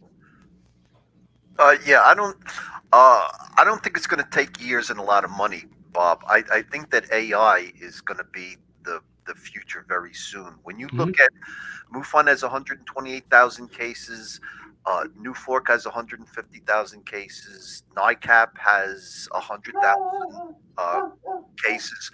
Pretty soon, with this, especially with these weird personality AIs that we've heard about this week, they're going to be able to crunch this stuff very fast. Yes. Yeah, so I want to point out, as a data person and a machine language engineer, it is ridiculous how much data it trains them to be good. So 100,000 cases is a drop in the bucket. It's just not enough. Okay, all right, I can buy that. But I guess the main point I want to make is that we are getting close to figuring it out. Enigma Labs is spending millions of dollars to create an AI system to crunch numbers. So people are working on it right now, all right? And I'm sure they have all of MUFON stuff and NUFORC stuff to boot. And the only other thing I want to say is I really think we should keep our eyes on the Pacific Ocean, all right, in the near future, because a lot of interesting things are going to come out of the Pacific Ocean. Well, let me add, if Enigma gets a secure facility, they can get the classified data with hundreds of thousands of objects in it from the United States government and use it as well. Can we trust Enigma, though, Cristina? They've been awfully silent. I'm not sure. That's where the issue lies. It is hard to say. And the biggest question is, can we really trust anyone? Everyone has their own intentions. Everyone has their own agenda. So the question is, who should we trust? And as my father always says, trust nobody. Citizen science. Let's do citizen science. Let's get Melinda Leslie in here because you haven't spoken for a while here, Melinda. There's a lot going on here. We got Enigma Labs coming out of nowhere and now trying to really take over the UFO side of things. We have Oh, we lost Melinda there. She's frozen. So whoever else wants to comment on Enigma, the idea behind this group is technically we don't know who runs it. We don't know who's organizing it. We know the names from Peter Thiel to Alejandro Rojas. Alejandro Rojas is involved. Yeah. I mean, there seem to be a number of people. We know Alex Dietrich is advising for them, and Ben Hansen from the television shows, he's putting in his reports. They are getting some big names in there, but they seem to be wanting to do everything on the secret because they're a private company. And Bob, I don't think that Science Bob, that is, I don't think that's healthy for ufology, considering where we've played this game to this point. I think what you're saying is exactly what I'm about to point out is, it's a fait accompli. They are it. The Enigma has won the battle to be in charge of a bunch of stuff, and we have to accept and try to hold them accountable so that we get stuff out of them. I mean, right now they appear to be on top as a major player with AARO. Steve Bassett. Sorry, go ahead. No, sorry, Steve. By all means, Steve. Let me assure you, there are plenty of private entities that are doing all manners of various research, anticipating of what's coming. Okay, because, and I don't want to shock anybody, the U.S. government knows what they are. It's known what they are since '47. There are people within certainly the government contractor, defense contractor world that know what they are, and there's a number of what we'll call scientific entities with people in it that know what they are. Everything we're going about now is not finding out what they are. It's finding out how they can claw their way out from under the truth embargo. But there's plenty of things going. Enigma's getting a little exposure, but probably for every enigma, there's 5 that you have no idea even exists. And I'd like to point out one other just anomaly to keep track of or be aware of as we examine this cluster. You know what? You may recall in the very beginning, the balloon was flying over the United States for a very long time. Of course, they were tracking it. And so they kind of knew where it was, so they could direct our airliners around it and all that. But ultimately, they said, we had to shoot it down, not because it's a surveillance balloon, because there's others. I mean, it's not because we had to stop the surveillance. You can't stop the surveillance. Because it could interfere with air traffic. Okay?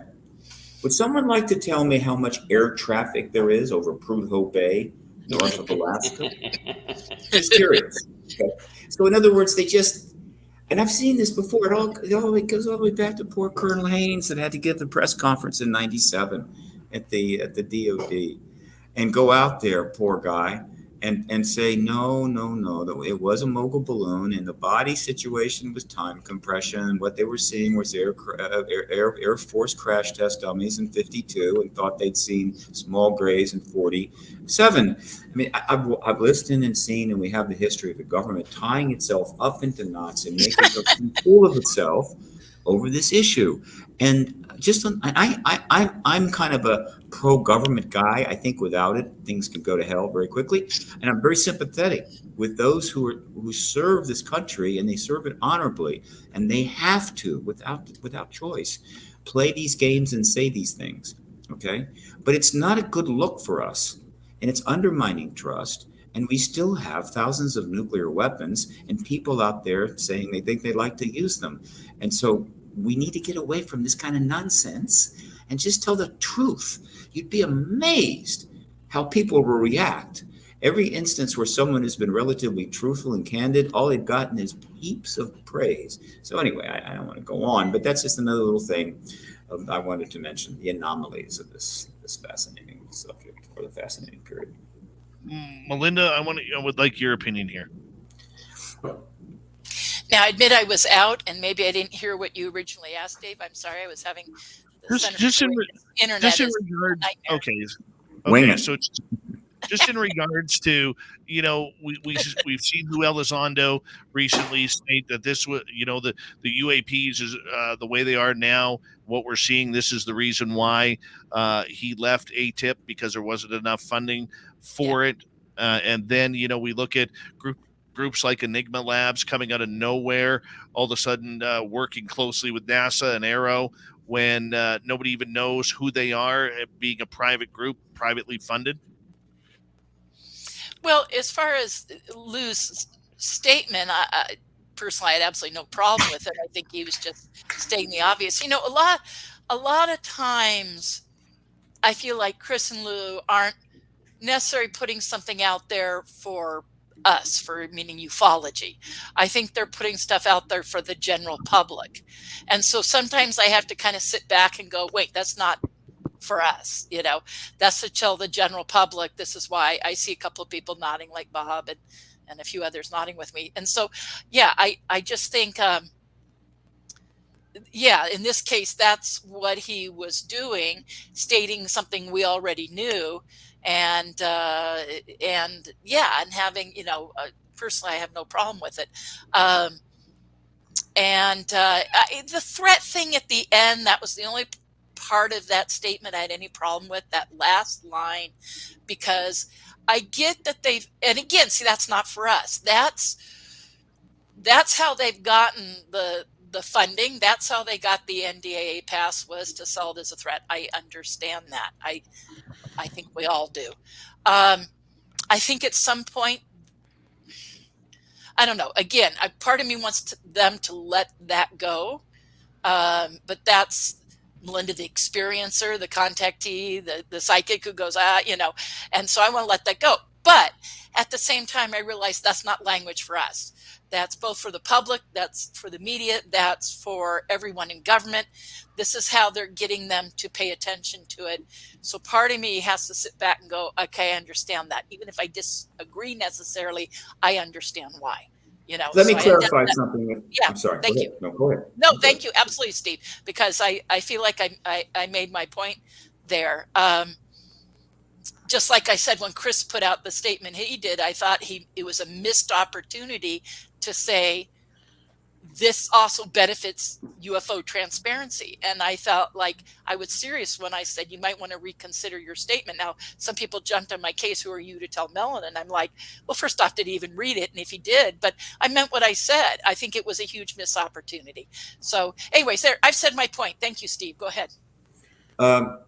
When Lou sent his letter and when he left, Lou was pretty knowledgeable and connected to, I guess, what's going on inside in general. Mm-hmm.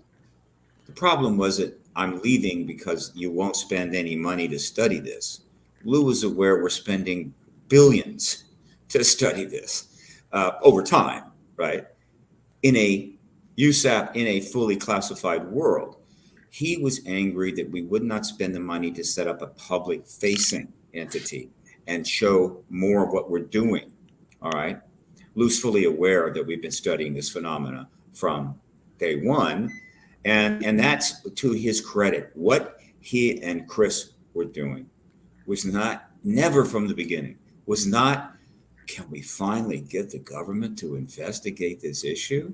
No. Can we finally get the government to set up a public-facing situation and begin the process of bringing the public in to ultimately the whole damn thing? And that's why he and Chris Mellon, I believe, will one day get the presidential medal. And you just want to point out, it is unbelievably expensive maintaining all that secrecy. It's unreal. Oh God, yes. Yeah, it is. I want to just get some final words here. We've got 3 minutes left. Cristina Gomez, your final words.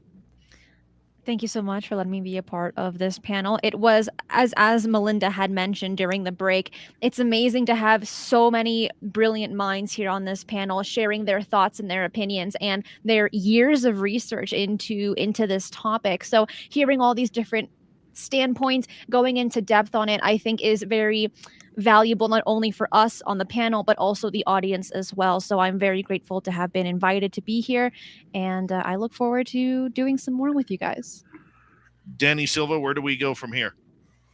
I'm just happy. Like I was saying, I like this whole situation. It put a spotlight on our airspace and how we have to have a handle on it. It brought a spotlight onto the UFO topic, whether these are UFOs or not. They're probably not. We're going to assume they're not until proven otherwise, but it was just good exposure for the topic. And it was amazing. We got a lot of new people interested. So I'm definitely glass half full on all this. And thanks for having me tonight. Absolutely. Bob Spearing from MUFON, International Director. I always appreciate you having me on, Dave. When Steve was bringing up the list of things we should consider, it triggered another one for me about the Lake Huron object. They mentioned that it was unmanned. How do they know it was unmanned unless they know the size of it? Bingo. All right. Bingo. Anyway, thank you, Dave. I appreciate you having me on. No problem. Great panel. Absolutely. Science Bob? So in the initial hours, I got really, really enthusiastic. And like Danny and others have said, skepticism is got to be the way you go forward and listen a lot. Absolutely. Marquise? It was a really great pleasure to be on the panel with a bunch of juggernauts as a new person. So everybody, it's great to be in your presence, all of you, seriously. I also heard some things that I haven't heard before, some perspectives I haven't heard. It also was great to hear perspectives that are also similar to mine, because I thought a lot of the things that you all were saying, but there's just so much going on. I never had a chance to even get to it. So I feel like this panel it quenched a thirst even in me, who has been delving into this subject lately. So I appreciate everybody's input too. So. And Steve Bassett? Here's where I go from here. We're back to normal. The action is beginning. I'll be speaking at the UFO Expo, which is being run by Tom Reed out of Roswell, interestingly enough. And that is going to be March 10 to 12. Then I'm going to be speaking at UFO Con up in the Bay Area, my first time up there in 5 years. That is March 17 to 19. I'm going to be speaking at the Contact in the Desert, which is June 2 to 4. And I want to tell you, this conference could be massive. Given what I saw at the Conscious Life Expo, which just tens of thousands of people. And this is going to be at the Indian Wells Renaissance again, and it's going to be spectacular. June 2 to 4. And I will be speaking at the World Ufology Conference in Mexico City, December 1 to 3. And based on what I have heard, it is going to be an amazing event. Thank you, panel. Hour 3 is next. We're going to go to the swamp. We'll be right back after this break. Wonderful job, guys. Wonderful job. We'll give you all a few claps. What's the swamp? Our good friend, he goes by Swamp Dweller. He tells a spooky story to kick off hour number 3. Okay, so are we kind of we're all done. We are wrapped. Thanks, everybody. Love you, guys. Thank you, guys. See you, Steve. Thank you, Dave, for having us on. I'll see you in San Francisco, Steve. We'll see you in Absolutely. I'm looking forward to that. I wanted to announce something real quick. I'm in a new documentary made by an award-winning documentary film team. I'm very thrilled, and I just posted because they just late this afternoon sent me, "Hi Tim, what's up?" and they had one of the producers anyway sent me. They just put the trailer up today. So on Twitter and Facebook, I meant to say this on the air, but I didn't get a chance, but at least I'm saying it to anyone that's still on YouTube here. So please, if you look at anyone who follows me on Twitter and or Facebook, if you go to either one, I just posted the brand new trailer, and the 15th of March is when the movie comes out. It's already winning awards. It was put up in I just have a very small snippet in it, like 2 little sound bites myself, but I'm thrilled to be a part of the project because I think it's going to be a controversial documentary, but in a good way. It's going to make people think, and it's called Accidental Truth. Yes. Probably Accidental Truth. Accidental Truth. I'll be ready for that. By Ron James, and it is very good. This is Ron's, I think, summum bonum. He's been working for years to get a doc like this. I'm very happy for Ron. He's putting it to use. Also, he has been working in Washington with MUFON. They're actually lobbying the Congress again. So this ain't 1969, folks. That's for sure. Yeah, that's for sure, Steve. Yeah, so it's Ron James and award-winning filmmaker Paul Davids and Jennifer Stein and Peter Robbins. These are all executive producers on it. So it's an amazing team. This team has won many awards for past movies they've made. And I'm very thrilled to even have a small part in it. So please, everyone, if you want to see it, you can go with this Moto or whatever. It's being advertised on there right now. But I just posted, again, my Twitter page and my Facebook page. So Twitter, I'm at Linny Leslie, and on Facebook, I'm Melinda Leslie. So either one of those, and you can definitely see the trailer. I just posted it. So and if you all are on social media, please mention that it's going to premiere at the Sonoma International Film Festival. I believe on March 26th. That's Saturday, whatever it is. Yeah. It's premiering at a showing here in Sedona, Arizona. So if anyone's in this area, any of my friends watching this and stuff, Sedona, Arizona on March 15th, 2 showings at the our local small theater here. I'm forgetting the name of the theater. I'm pulling a blank, but anyone who's local knows. And anyway, so it's playing there. And again, so that's March 15th. Cool. Congratulations. Steve, before you leave, I had a question for you. Yes, sir. It's okay. I would love to, if you ever have the time. I listen to you all the time. I've been going over a lot of your content on podcasts for the last year. Even far back a couple of years, you've been on some podcasts before. If you have the time, I'd love to interview you. I'd love to. If you do you have a podcast, Marquise? I do. Yep. Dimensions of Reality podcast. My life is doing podcasts. That's what I do. That's my job. You just accepted my email and suggest the date and the time. paradigmresearchgroup.org is the PRG. Okay. And send me a day sometime, and I'll definitely do it, my friend. Awesome. I live for podcasts. Awesome. Thank you so much. This All is right, great. guys. That's great. Bye-bye. All right. Take care. Oh, Everyone. bye-bye, Steve. So yeah, everyone. Anyways, Steve was saying that my internet cut out, but he was saying the movie's going to be in Sonoma. I think he said was at the 25th, and here in Sedona on the 15th, and but then it will be wide distribution. I think about 2 months from now, so I want to say that's probably April wide distribution, but a couple of showings before then. It's already winning awards in film festivals, and I think it's gonna be very exciting. I'm glad Steve said something about it. That was nice of him to support it. So I'm thrilled to be a part of it, and I'm speaking for Bay Area, which has been talked about a couple of times. That's and awesome. I'm Yes. excited about that. Can't wait to see you there. Yes, Dave, can't wait to see you. And if I was going to say can't wait to see Steve, but he already signed off, so I look forward to seeing him. And Tim, are you going to be coming to UFO Con at the Bay Area? If I do, it's going to be last minute, and it's going to be Okay. kind of if I can squeeze it in with some other stuff I've got going. But Okay, hopefully, gotcha. Right.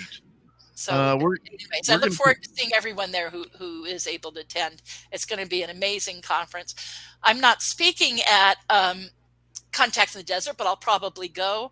I've got actually like 5 or 6 conferences. The only one I'm speaking at is UFO Con, but all the others I'm going to be attending, like the MUFON Symposium, and a bunch of others. So my plan is to attend a bunch of these conferences this year. All right, Melinda, we got to let you go here. Yes, thank you. This time. Love you, my dear. We'll see you Bye. soon. Love you. Thank you, Dave, for having me on. I really appreciate it. Take Nice care. to see you. Bye-bye. Love Melinda Leslie. Hey, random guy. We're going to get going here in about 8 seconds. Thank you to our super chatters tonight. Very much appreciate it. Here comes our number 3, everyone.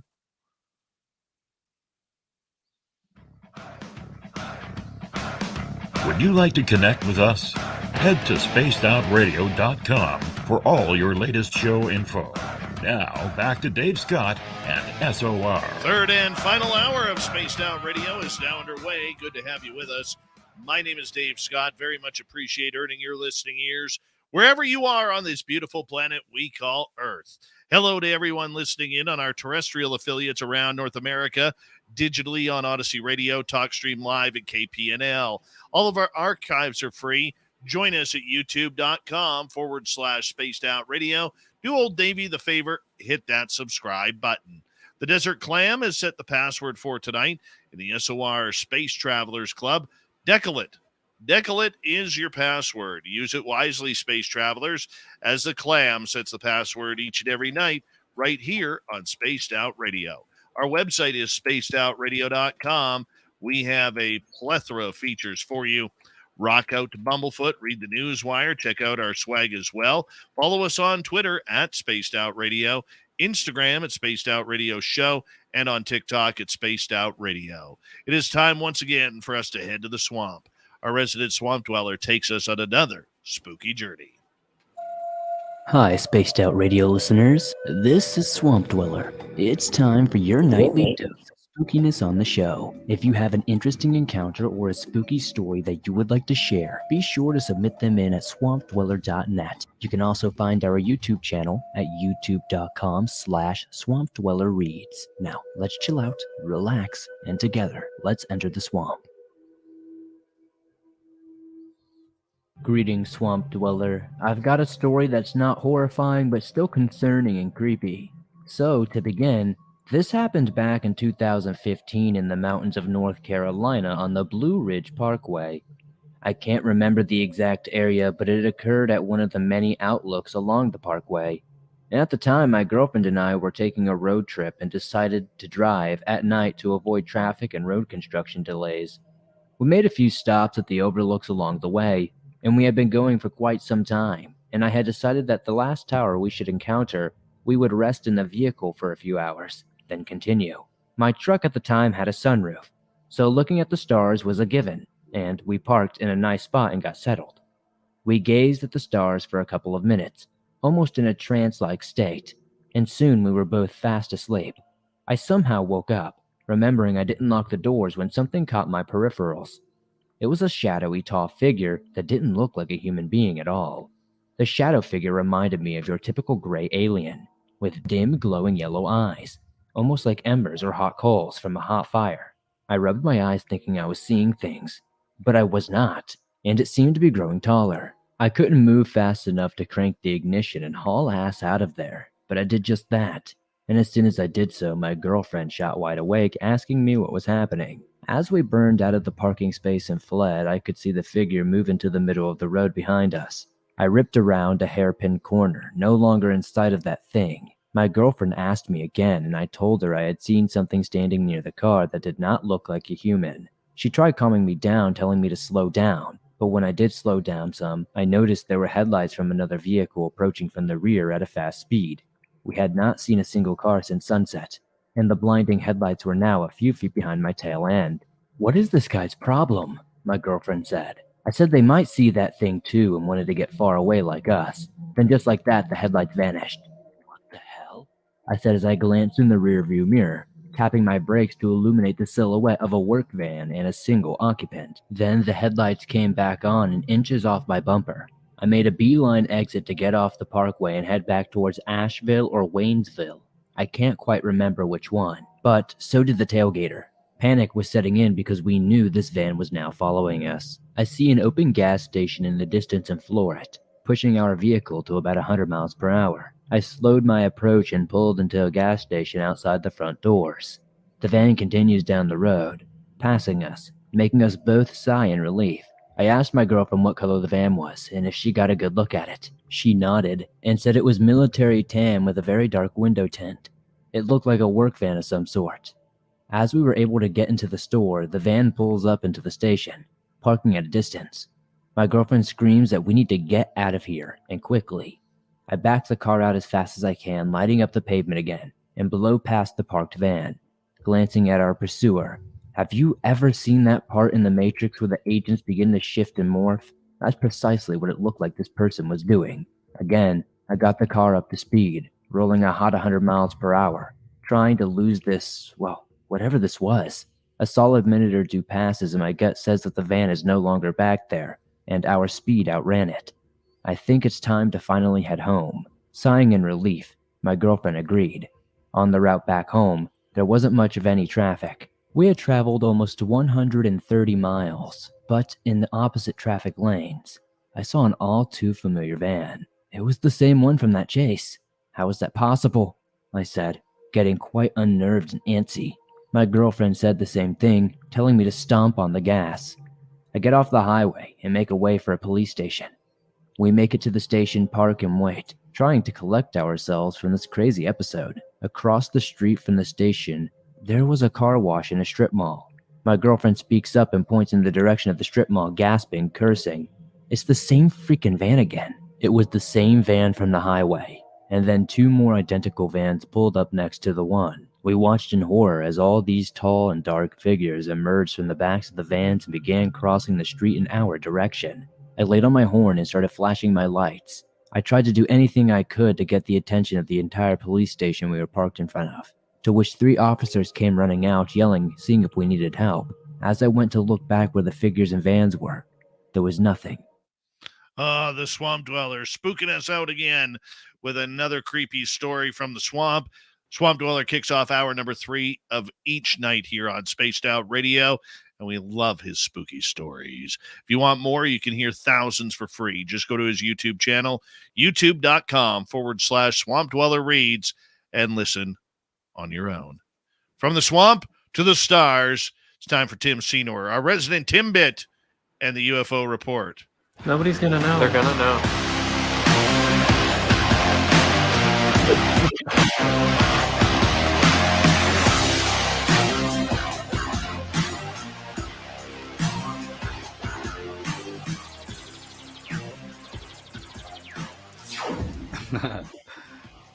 And we got some guests here with Tim here tonight. We got Marquise Williams from our After Hours show on the weekends here. Random Guy is here as well. A lot of news coming out of that panel that we just had. Tim, it's good to have you back. It's going to be fun tonight. It is. It's always fun when you got the random guy. You got Marquise here. You got little Timmy Sedor. Yeah. Lots of news going on around the world, and I will tell you right now, it's day 7 of me getting snowfall at night. So I expect another few inches to clean up in the morning. Yay me. Thank you, Mother Nature. I'm not even complaining. Not even complaining, because I would take the snow now rather than the forest fires in the summer. So let it snow, let it snow, let it snow. Yeah. Love it. So Tim, where are you going to starting tonight? I mean, it's been a busy couple of weeks here on the UFO front. I mean, man, I don't even know where we start. Let's start at the Pentagon, my friend. Sure. Yeah, absolutely. Let's do that exact thing. So another great article being brought to us by Christopher Sharp from Liberation Times. And in this, the Pentagon's silence on UFOs threatens to potentially undermine the work of the president. And we're going to just kind of go through this quickly because there are so many topics to cover tonight. And so to hit the bullet points, Pentagon refuses to comment to confirm the authenticity of the Mosul orb image, despite previously confirming similar released materials which formed part of a classified briefing. And so former intelligence analyst for the Pentagon spokesperson to maintain her role as the sole authorized public affairs office to respond to UAP-related inquiries, it is imperative that she be consistent in her responses. And so what we're seeing is the communications approach taken by the Pentagon has previously been to the detriment of UAP advocates. And after a huge political and media storm created after the 3 unidentified objects were shot down, following the incursion of the Chinese balloon, the issue around UAP transparency has been elevated to the highest office in the land, President Joe Biden's office. And so when asked to comment by Liberation Times regarding potential release of imagery showing the recently shot down unknown objects, a DoD spokesperson did suggest footage and imagery could potentially be released in the future, but not at this time. And so the general lack of the transparency regarding the UAP is also causing frustration among politicians, especially Republicans. And so commenting on the general situation regarding the UAP transparency, Jeremy Corbell has come forward and told Liberation Times that the floodgates are now opening and that the ball is now in the DoD's court. And so we expect a lot more information to come forward, but we are seeing that this has been a little bit of a stumbling block for the president. And so we are seeing some issues coming forward. How do you guys feel on that? I guess I'll kick it off here. I think one of the things that concerns me was how loosely they were throwing around UFOs, UAP. Okay. To me, and this is just me, and our audience can decide what they want. But to me, this entire event really separated UFOs from UAP. UFOs to me means unidentified flying objects from space or wherever they're coming from, with little gray dudes with big black eyes, or manted beings or reptilians or anything that's woo. Whereas I think on a political scale and on a defense scale, I think we really saw, especially with Lou Elizondo's comments that followed, that UAP really does mean unidentified aerial phenomena that is in our sky, that most likely is not from another world, another dimension, time travel. No, this is stuff that we do need to be concerned with, which is, North America's never been invaded. They've tried. The Japanese tried and failed in 1942. Okay, but we've never been invaded. And to me, the UAP now takes on a real, more of a defensive measure of what can we do to make sure that North American airspace is protected. Does any random guy, I mean, you've got military experience. Am I reading that wrong? No, I think you're pretty spot on with that. I'm glad I can actually talk tonight. Thanks for having me. No, I think you're spot on with that analysis. Yeah. How about you, Marquise? I think the fact that the government is officially using the term UFO is probably a red flag as to the like when talking about the objects that they're describing as UFOs, or as they were saying, unidentified objects. I don't trust that. I don't trust it at all. Because there's no way, at least especially given the history of ufology, of the government's denial of anything that's anomalous, truly anomalous. I don't think for one. Sorry, random guy, were you saying something? No, I didn't say anything. Oh, there was some feedback there. I'm sorry, man. But I don't think for 1 second that terminology was used unintentionally. I think it was intentionally to kind of group the things that people have historically known as UFOs into things that are now considered benign. So I think it's interesting for me. How about you, Tim? Well, I just keep kind of going back to how the media is covering this. And for a great example, we now see that Mick West is actually writing for Scientific American. And in his article that was just released, it's headlined as Chinese Spy Balloon Saga Shows UFOs Deserve Serious Investigations, which is a promising headline. But then you read into the subtext and it says, by shunting public and pilot observations aside, the Pentagon likely fostered a UFO fad and overlooked Chinese intelligence technology entering U.S. airspace.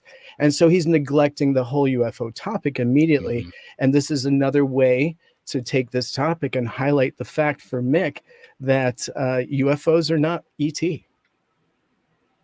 Well, I mean, the idea, though, is we still can't deny that there are strange occurrences happening within the world's airspaces. I mean, to say this is all Chinese balloons. Look, guys, what I saw in the forest that day that landed and then turned its lights on when I asked it to, as weird as that sounds, I know that wasn't some Chinese spy balloon that just happened to land and then take off from the mountain that I was sitting on my friend's property. Okay. I mean, there are things that are happening to people. You know, the sad part about it is how many people are going to be denying the UFO fact or writing it off now as something from China. Thoughts? Let's not forget for a second, the government's job is not necessarily to be our friend or to even tell us the truth. Their job is to keep us safe. And I'm saying that tongue in cheek. I mean, it is seriously, but that they take what I just said, that mantra, if you will, to the extreme. They're not interested in you being satisfied with answers. And I'm saying that collectively. I'm not putting that on any one branch or division or administration. Just collectively, the government always is going to think it knows better. Collectively, it thinks as long as we're keeping the people safe, you know, things go on. They eat, they buy their Starbucks, they ride their little treadmills. You know, life goes on. But ultimately, we're not going to get anything, not an ounce. I called this dang near 2 weeks ago. We're not going to get a single ounce of anything out of this. And random guy, I will point out too that you are the one who called it first on this show and in many other markets that I've heard of, that the president of the United States was going to come on and basically downplay this entire thing in order to help bring the tensions lower, as if it is a moot point or a non-issue. You know, I mean, the idea that the next day that meeting happened, you said you had heard within a week, okay, that it would happen, but it happened the very next day that after you called it. I mean, that was just great timing on your part, man.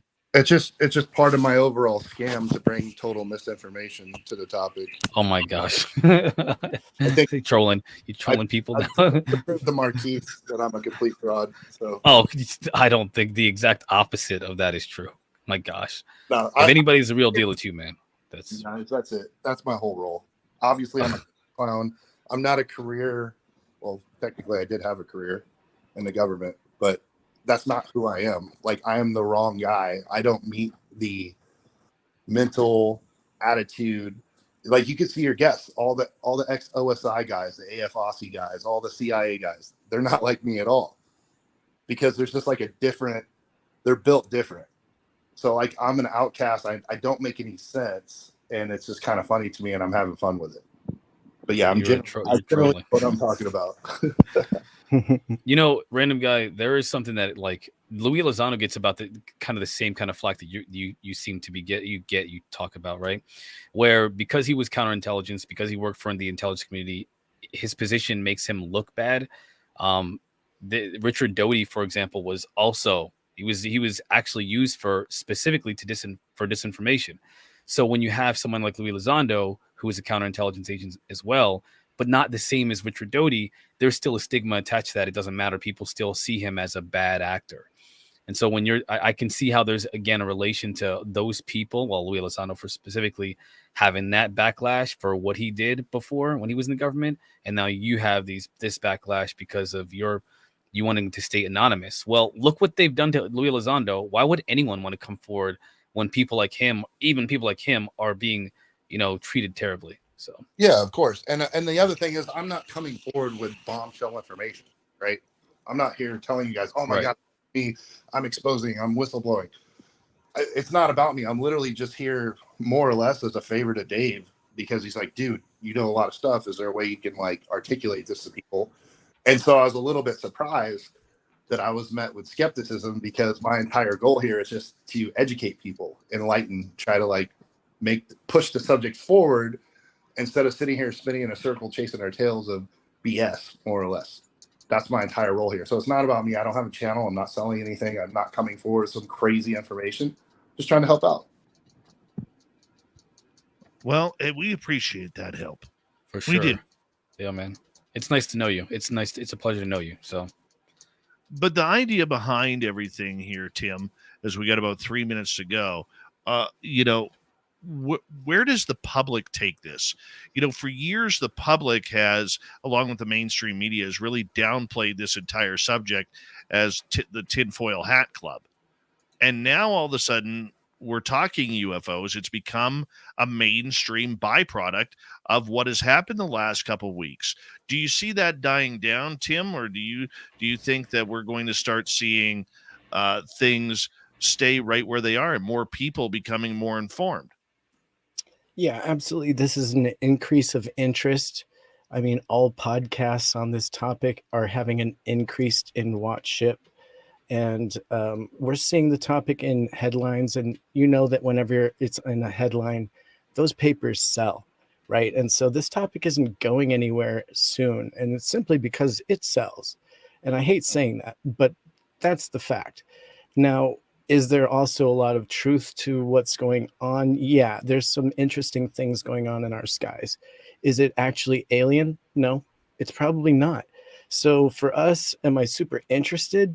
No, not for the right, not for those reasons. I'm interested because it's UFOs in the headlines. Great. And the topic is being moved forward. We definitely need to be aware of our airspace. So, yeah, I think that, until they get a handle on how they're going to take care of the things that they don't know about, all the clutter, all the debris, all the stuff that isn't alien, right? Until they figure out how to handle that, we're still going to see this water muddied by UAP, UFO, and it's going to look crazy until they figure out how they're going to deal with it. It was exactly like what you guys have been saying all night.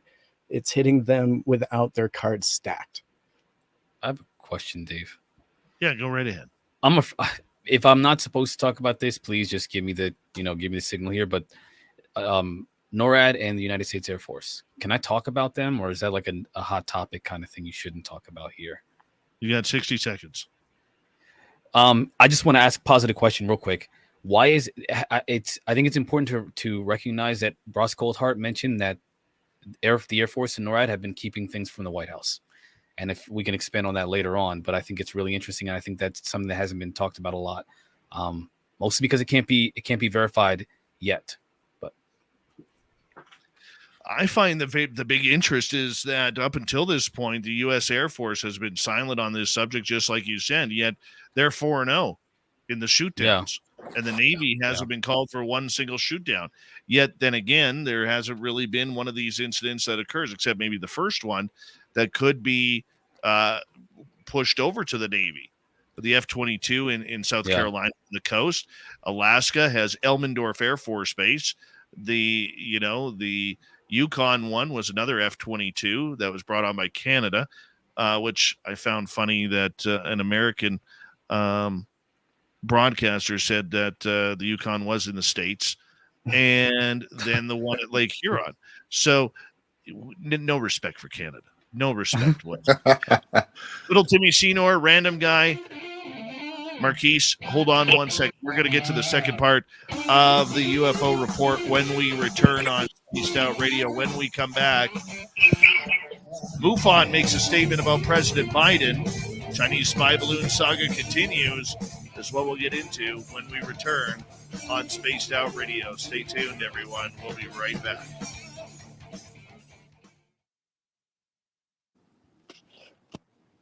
All right, we're clear.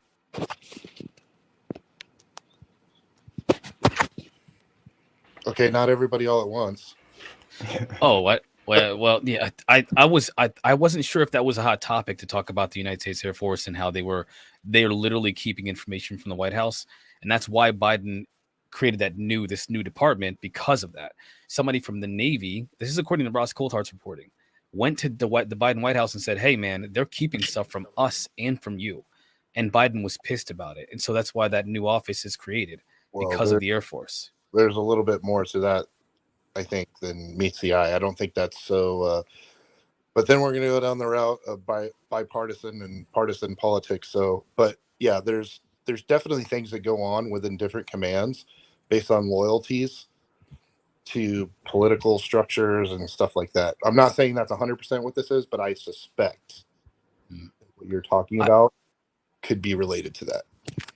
I'm curious as to why the Air Force has been the epicenter of the cover-up since Blue Book. I mean, they're literally they're the ones who started this whole thing, the whole thing of keeping the truth from the American people, from the world.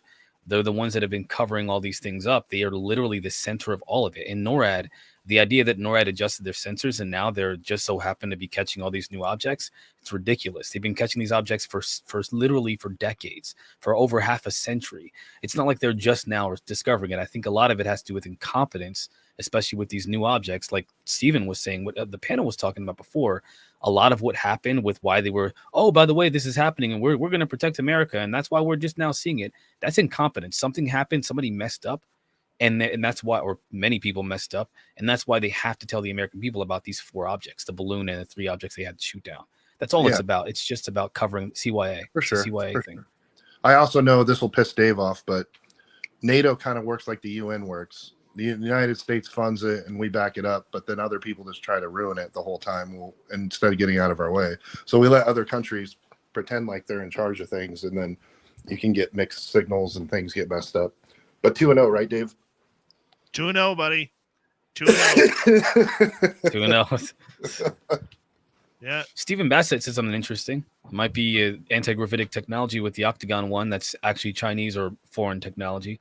It could have been because it didn't move, but it was anomalous. The structure was strange. It was metallic. It was floating. No visible means of propulsion, but clearly not alien, because if it was, it would have disappeared. They would have never been able to catch it.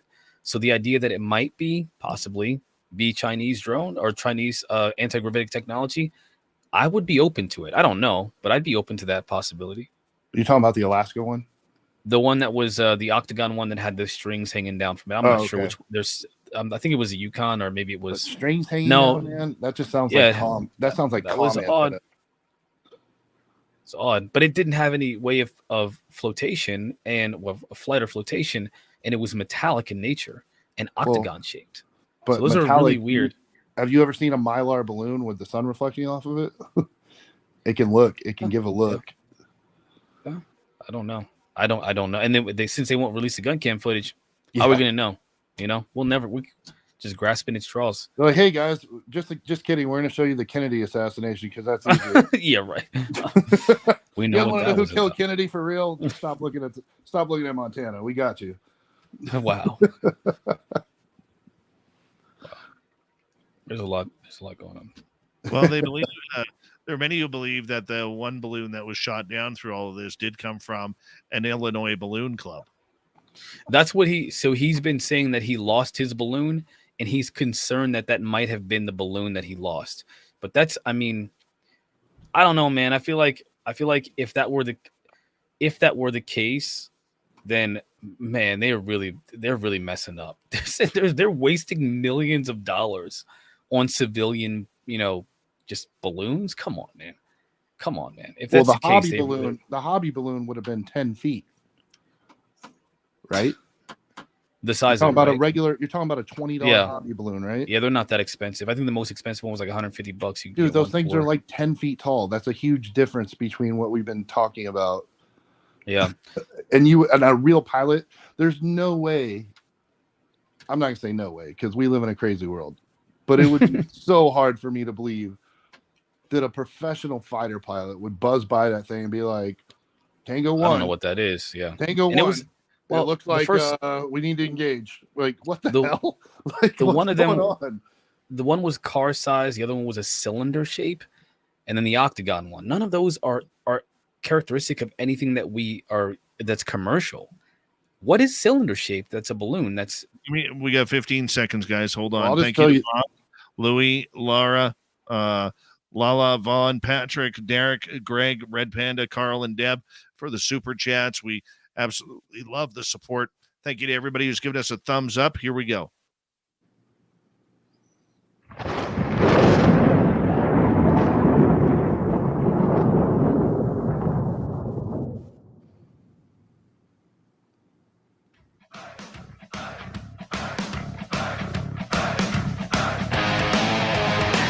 We rounded third. We're heading for home tonight on Spaced Out Radio. Thank you so much for joining us. My name is Dave Scott. Very much appreciate earning your listening ears. Want to remind you that if you missed portions of this show or others, check out our free archives at youtube.com/Spaced Out Radio. Do old Davey the favor, hit that subscribe button. Our website is spacedoutradio.com. We have a plethora of features for you. Rock out to Bumblefoot, read the news wire, check out our swag as well.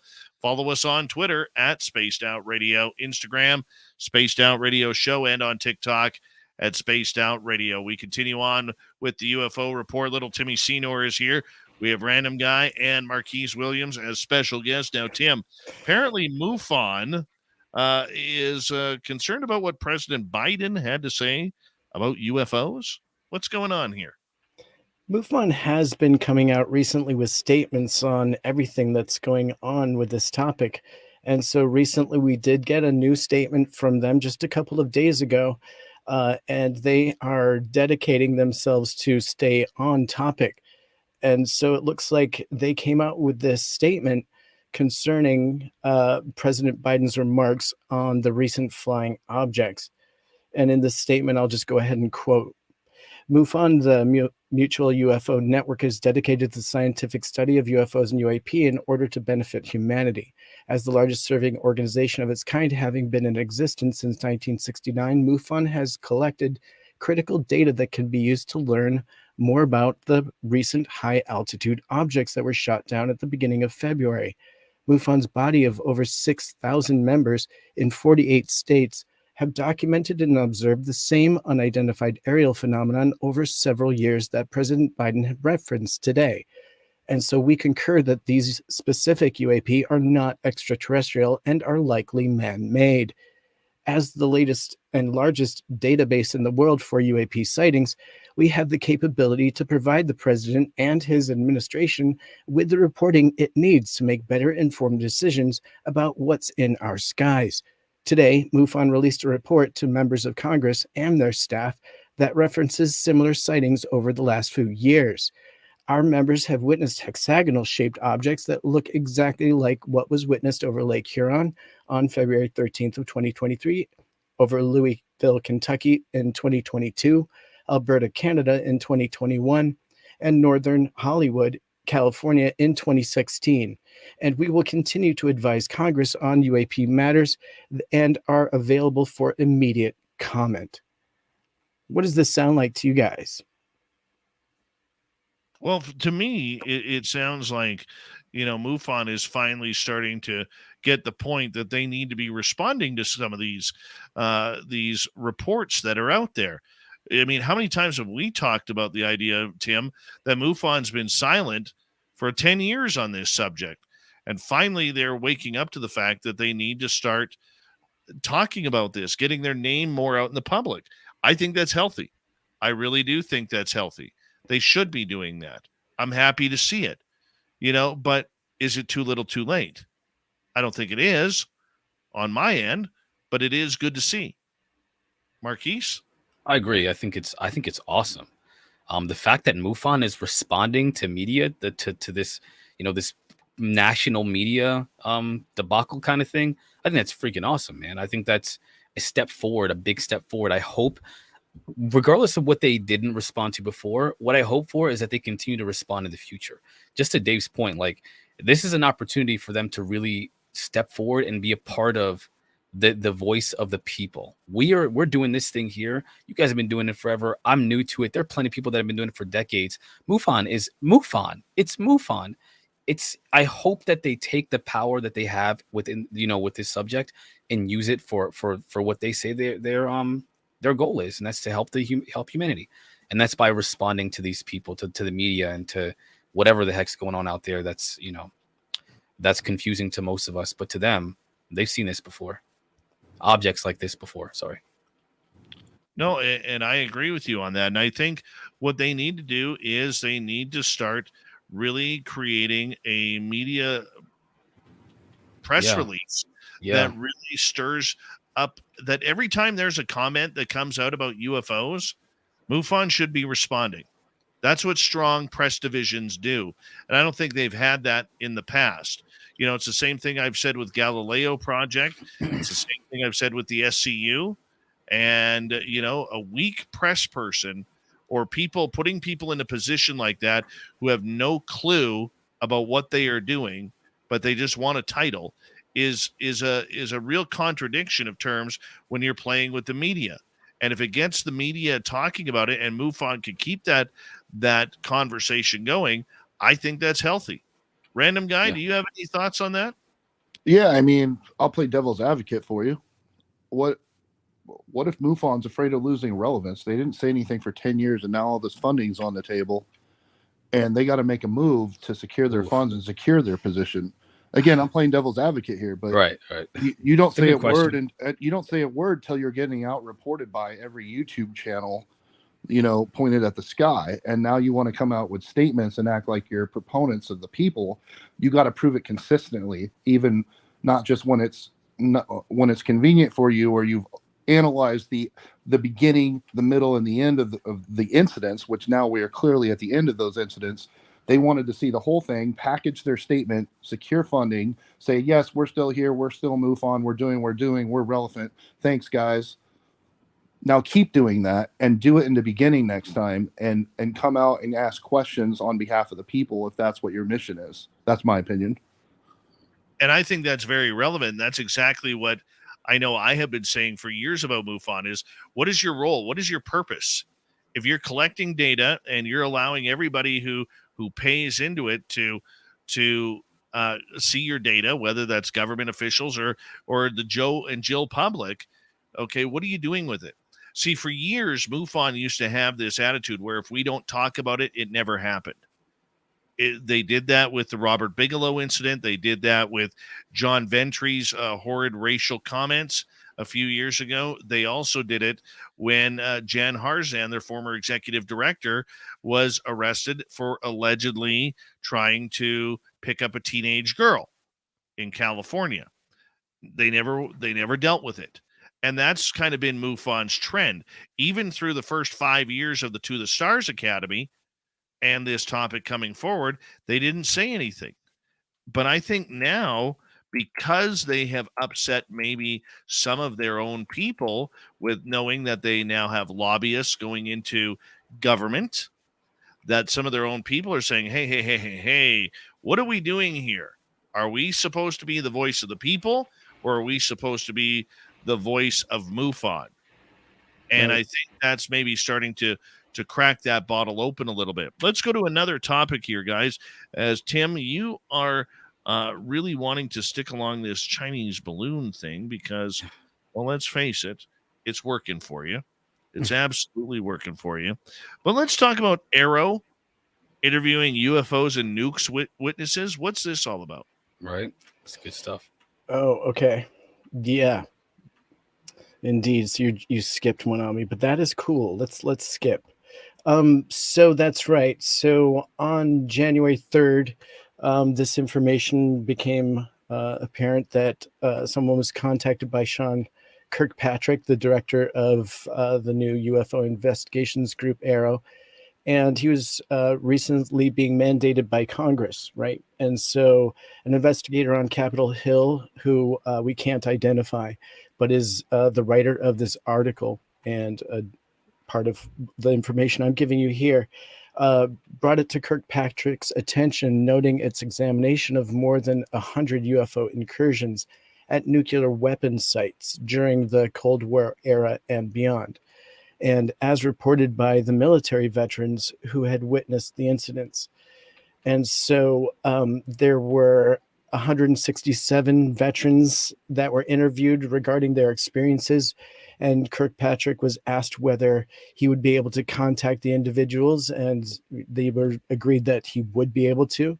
And so they spent time reaching out to all of those individuals. And it looks like telephone conferences subsequently were arranged for throughout the month of January between Kirkpatrick and a few AARO staffers, the congressional investigator, and perhaps this person who is being represented as someone in the media. And so these were an attempt at transparency as the witnesses were giving their categorization of events. At that point, they were asked to prioritize the witnesses in terms of their importance. And Kirkpatrick explained that his group had already been contacted by many veterans who wished to testify regarding other types of UFO-related events, and that it would be a while before AARO could even interview all of the 11 recommended to their AARO staffers. So in response, what he's finding is that they're getting inundated with potential witness reports, and Kirkpatrick's staff first contacts all of the individuals in order of importance. So for example, Officer Bob Salas, he was one of the first witnesses that we are being told now that was one of the witnesses that came forward, and he discusses the underground launch control center beneath the LCF controlled 10 Minuteman 1 missile site that he was in charge of. And so that is just one of the reports that that is going to be discussed publicly at some point. But the second former USAF officer who was recommended to AARO as high priority was Dr. Bob Jacobs, who was involved in an amazing incident at Vandenberg Air Force Base in California in September '64. And so Jacobs had photographic instrumentation off, and he was the photographic instrumentation officer in charge of a telescopic camera team. And so he was filming missile test launches at the base, and he was savvy to firsthand witness of some of the footage that was taken at Vandenberg of some pretty incredible UFO footage that they purportedly captured on film. And so this is going on, and they're talking further about getting all of these witnesses out in a matter of time that's going to be relevant and help Congress to get some decision making in these advocacies. You know what I find very interesting about this is a lot of these reports, how are they, and maybe it's just me trying to make 2 + 2 = 4. Okay, but how do they not know about all of these incidents? How do they say that we have to interview all of these people? We have to take time, and we have to do reports on all of these incidents. Damn it, what were you doing in the 1960s when these UFOs were turning nuclear weaponry on and off and playing with launch codes, according to Roger Salas? Right. But consider that this is being entered into Congress. So it's a witness report now. It's the same BS as NASA. It's the same BS with NASA saying, oh, we don't know what's going on around here. We don't know that our astronauts have been talking about seeing UFOs on the moon and seeing UFOs follow every rocket. Boy, to me, it's everybody playing stupid on this topic. This is what gets me mad. This is what gets me pissed off for the public who just wants to know. Okay. Random guy, what's your thoughts? No, I like the fire. I think I'm a firm believer. I don't have anything tangible to bring to the table. I've made it very clear on my experiences. Most of the things that I've seen that look alien are not, in fact, alien in my life. And I know that for a fact. However, most of the most authentic experiences have happened in the past, whether it be the 60s, 70s, 80s. I feel like, unfortunately, there's no way that every single one of these can be discounted. There's got to be some small percentage that are beyond explanation, that it's got to be the real deal or something like beyond whatever I can possibly comprehend. I don't know what the answer is. I feel, unfortunately, though, that you look at these cases, they are from the 40s, 50s, 60s, 70s, 80s, 90s. Once we get into the 2000s, it's almost like we've mastered the art of the cover-up. They've mastered muting the incidents. And that's unfortunate because I feel like the time distance now, people are passing away, facts get skewed, evidence disappears. And I feel like the goal is, in fact, to stretch this out until there's no way of having disclosure. That's my honest opinion, even if it's out there. How about you, Marquise? I think, Dave, what you said is perfect because the idea that the government or the intelligence community doesn't know about Malmstrom Air Force Base and all these other. There's a whole book called UFOs and Nukes that describe that in detail, gives very accurate accounts of UFOs and being and engaging with our military and around our military bases, and specifically around nuclear technology over the decades since the Trinity case, which has been a huge deal that Jacques Vallée has covered. The idea that somebody doesn't know about this is a joke. 2001, Stephen Greer with the Disclosure Project went to the National Press Club, brought all those expert witnesses, the people that were in the military. They were willing to put their DD-214s up to testify in court.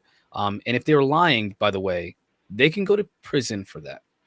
So they're willing to risk their life, their freedom, to talk about their experience with UFOs, with them shutting off nukes, with people coming in suits saying, "Hey, all this data, we're going to take it. Don't say anything else about this." With the threats that they were given by these suits that they don't know who there's no recognition of where they came from. In 2005, they spoke again. Stephen Greer and the Disclosure Project talked to ex-members of Congress, where they gave all this data of all these different accounts with engagements with everything from UFOs to actual beings, like non-human intelligences that have been worked with underground. But now these are some salacious claims, but these people will put their DD-214s up twice, once in front of the public, twice in front of the public and ex-members of Congress, because current members of Congress thought the topic was too hot. Now all of a sudden it's a big deal. Now they want to use this topic for their political gain. I'm glad that they're talking about it, but at the same time, the idea that it's never been a thing is BS, and it's frustrating, especially for somebody who's like, again, I feel you, Dave. I feel you. Well, let's also remember that the hearings that were in 1992 or 2001, whatever they were, by Stephen Greer, I mean, they weren't real hearings. They were mock hearings. Mock hearings, yeah. Of what was going on. So somebody threatening their DD-214, which for those who don't know is a military discharge paper. Thank you, random guy in the chat room, for that. Okay. It doesn't matter.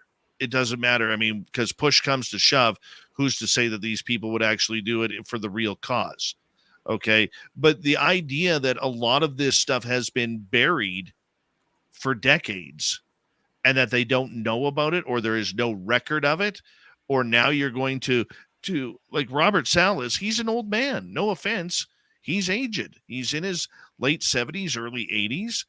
Okay. How many more people like that have died off from that era that weren't interviewed or have been interviewed, but their paperwork is wherever it may be?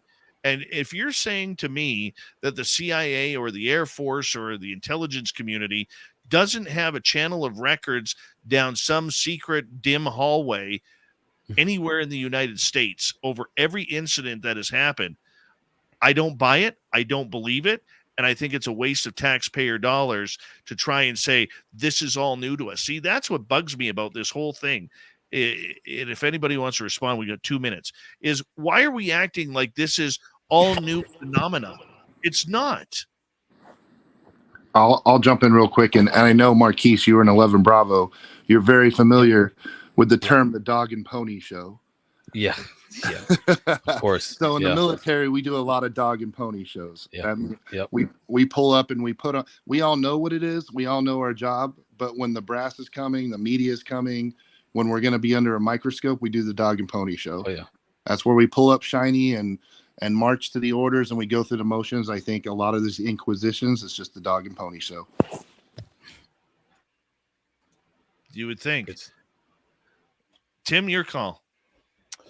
Oh no, I'm just enjoying listening to you guys. I do have something that I wanted to add, but we can do it in after hours. JL and Hynek had something really interesting to say on this. When he was asked to report to Colonel Raymond S. Sleeper on his opinion, and this was back in 1968, he was asked to report on the situation of Blue Book, and he says Blue Book has been charged with 2 missions by the AFR, both I don't even know what this is, the same, both equally hard, since the regulations do not specify otherwise, and they are: 1, to determine if the UFO is a possible threat to the United States, and 2, to use the scientific or technical data gained from the UFO study of the reports, and neither of these 2 missions is being adequately executed. And this was a report that Alan Hynek had to report to Colonel Raymond S. Sleeper, who, by the way, was the chief of foreign division of AFSC back then. And he was basically the guy that was dealing with the Soviets and figuring out what to do about them at the time, and doing Soviet applications and analysis techniques and things like that. And so that is how Hynek was forced to report even back then. And it's the same exact thing that we're seeing now in our reports and the people that are being forced to report on this topic. And on that note, we're going to wrap it all up tonight. Thank you, Random Guy and Marquise, for joining little Timmy Senor and I on the UFO Report, and our great panel of guests that we had from around the UFO community speaking about UFOs, balloons, and everything we need to know. We got Mr. Ron Bumblefoot Thal rocking in the background with Little Brother Is Watching. Bumblefoot is the official music of Spaced Out Radio, rocking us in and out of every single show. Get your horns up for the guitar god himself. Special thanks to everybody listening in at home, at work, in your cars, wherever you may be. Thank you to everyone in our chat rooms tonight. YouTube, Twitch, LGAP, Facebook, Spreaker, LinkedIn, the Space Travelers Club, and on Twitter at hashtag Spaced Out Radio.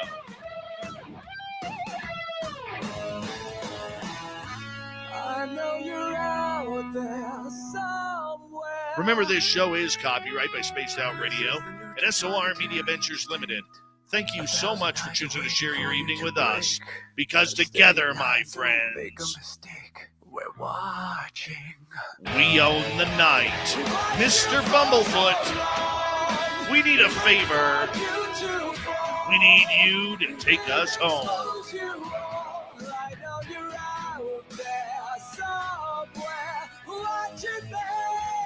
Yes, the Woo train has docked for the night. But soon, my friend, we shall ride again. Your seats are always available. Your tickets never expire. And if you want to bring a friend, we've got room for them too. Rick said, Random Guy. Good night.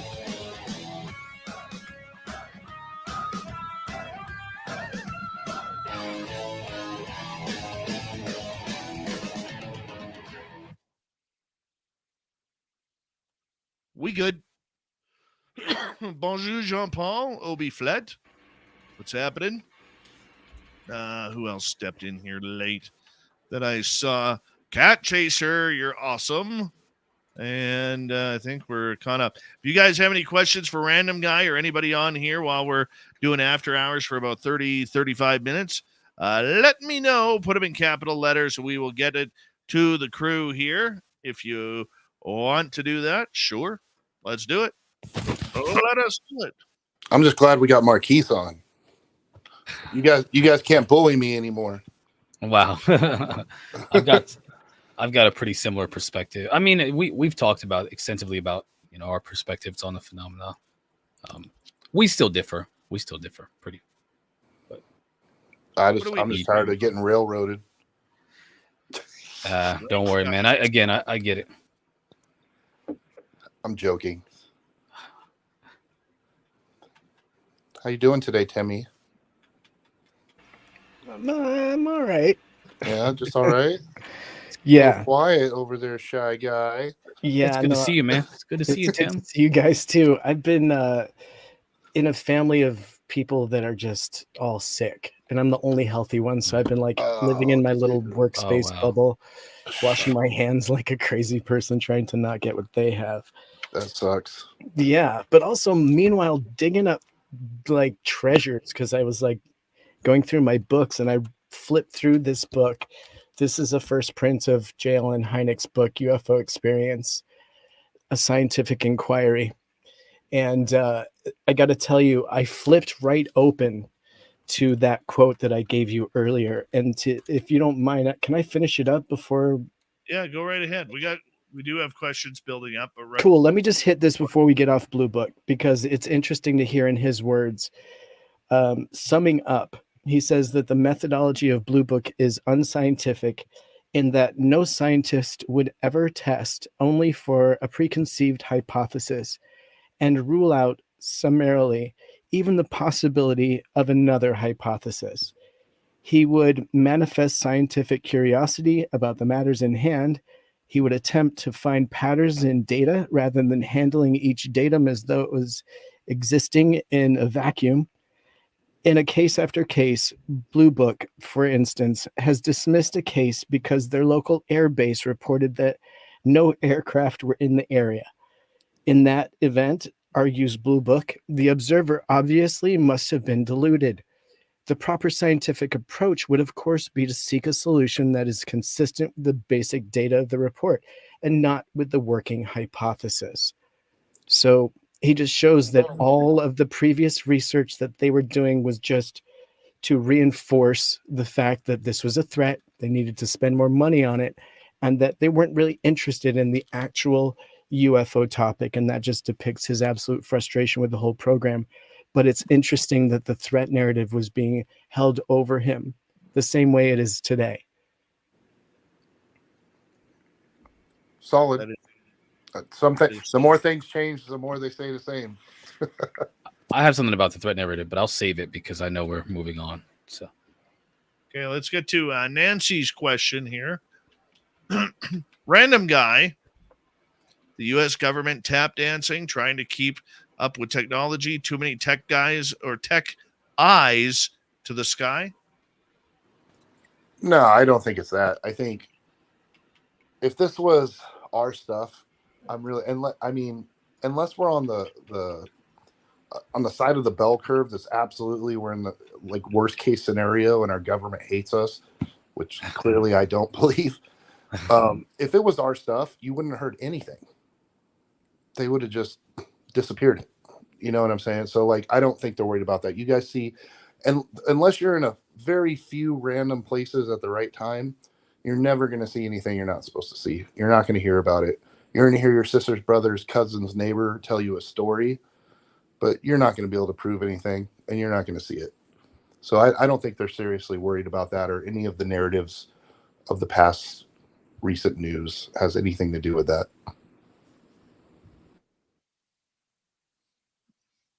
All right. Let's get to another question. And by the way, Pixie Lara, thank you for the message drawing UFOs within hot air balloons. I love it. I love it. Glad you're inspired, my friend. That's awesome. Let's get to Joe. Do U.S. naval ships get to shoot down drones that follow them now? Yes, me. Oh, you are a random guy. It depends what their ROE is. So depending on what their mission is and everything, typically, as I've said before, it seems like there's a paradigm shift in policy. In the old days, you don't just shoot things down unless you've positively ID'd it. That's kind of the rule, unless you're being fired upon. If it's a threat, obviously you can defend yourself no matter what. But a lot of ROEs, even in combat, there's times where you're like, dude, why are we seeing people blow stuff up and we can't just take them out? Well, unless you're being fired upon, or depending on the ROE, the rule of engagement, it depends. Depends what's going on.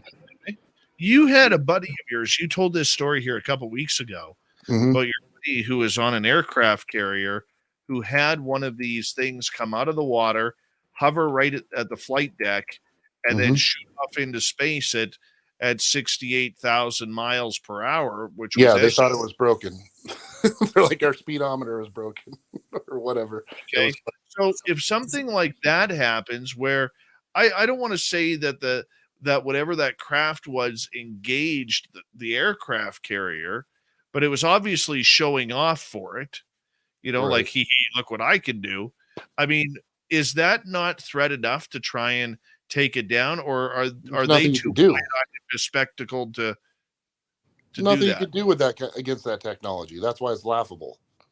If you have a trans-dimensional vehicle, if you have a trans-dimensional vehicle that is either AG or EM, there is almost not near, I won't say nothing, but we have the technology, but we'd have to know it was coming and have it prepared to engage something like that. Our normal kinetic military is not prepared in any fashion to deal with something like that.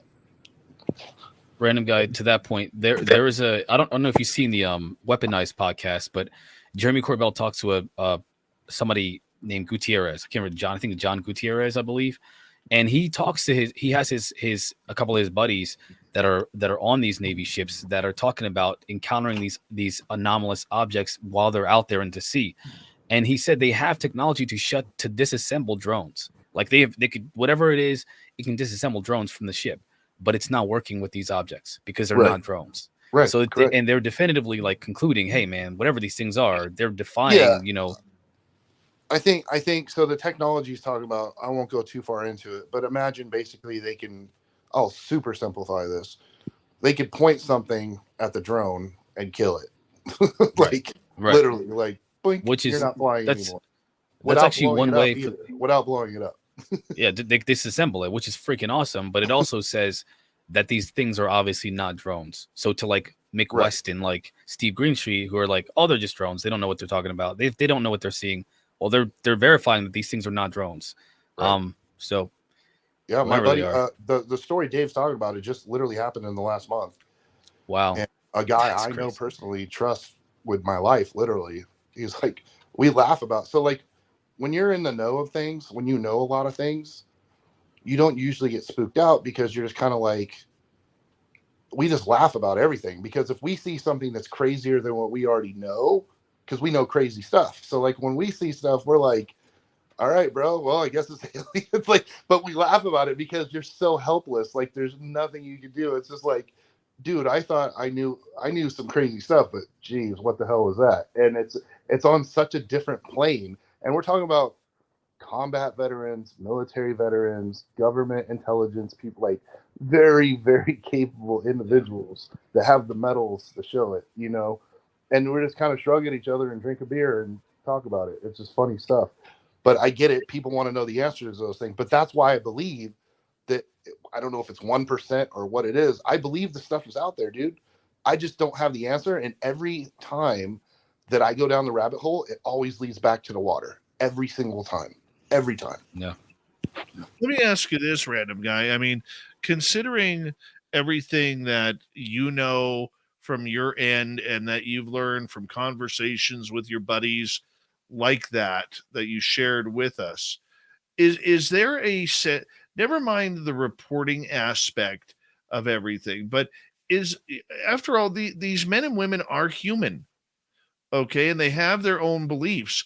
Is there a sense of fear amongst a lot of these people who are experiencing this, because the human aspect to this is this isn't supposed to exist, and we're allowed to be scared when we run into something that we don't know the potential harm value of it.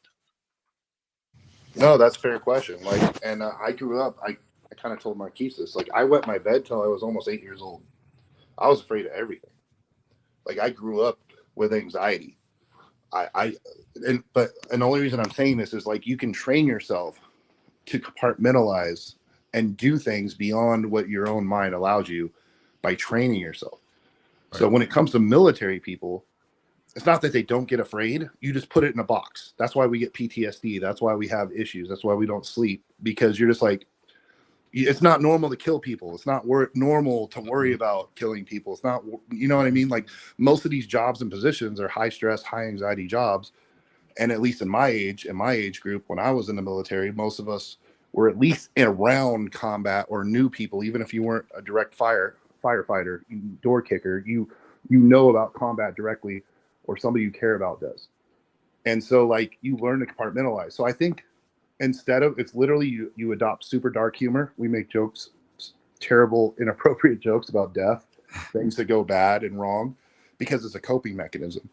And I think a lot of the alien stuff, even for me, I laugh about it because I'm the alternative is what? Be terrified? And for a normal person that isn't trained, that doesn't have stress inoculation, that doesn't know how to control their fight or flight and all that stuff, you're just going to be terrified and anxious. I've learned to just compartmentalize my stuff, at least to my nightmares, and not have to think about it on a daily. And I think a lot of the other people in the service or veterans are the same. Mm-hmm.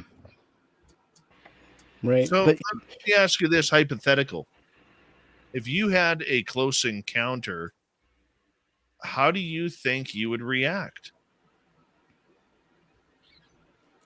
I don't know. It would literally depend on that exact circumstance. What am I doing? Where am I at? Who am I with? What's the threat? Everything's a threat matrix. I go to Buffalo Wild Wings and I face the door. Yeah. I'm being honest, dude. I'm always worried about active shooters. I carry an AR-15 pistol in my car, which is completely psychopath to most people, because I'm well, even though it's a 1 in 130,000 chance there's going to be an active shooter today, he'd pick the wrong place if I was there. I just, and again, that goes to that mindset though. I compartmentalize. What is the threat matrix of what I'm dealing with? So if I saw a UFO, an alien, whatever, I would do the best I can based on my experience and my training. And then I would crap my pants after probably. I'd probably handle it. Yeah. And then afterwards cry or shake or do whatever. That's what I've normally done in life-death situations my whole life. It's automatic. Let's go to Zune here. What do you guys know of the secret space program? Anybody here raise your hand, want to know what Random Guy thinks about this? I do. I think I can guess. Unfortunately, I'm not going to comment on that one. I'll tell you, there's a couple books about it, and I don't know. I'll tell you my official answer for everybody in all the alphabets. I have no knowledge of this information. Yeah. I will say this. There's a lot of information that is in the public sphere about, and this is stuff that's allegedly sourced. I would say when you're reading the books, for example, the actual book called The Secret Space Program, there's a series of books about this, plus a couple other ones that are miscellaneous in the field. But the Secret Space Program book specifically is a really, really good book when it comes to sourcing, when it comes to people, when it comes to different organizations that are working with this stuff. They actually tell a pretty compelling story.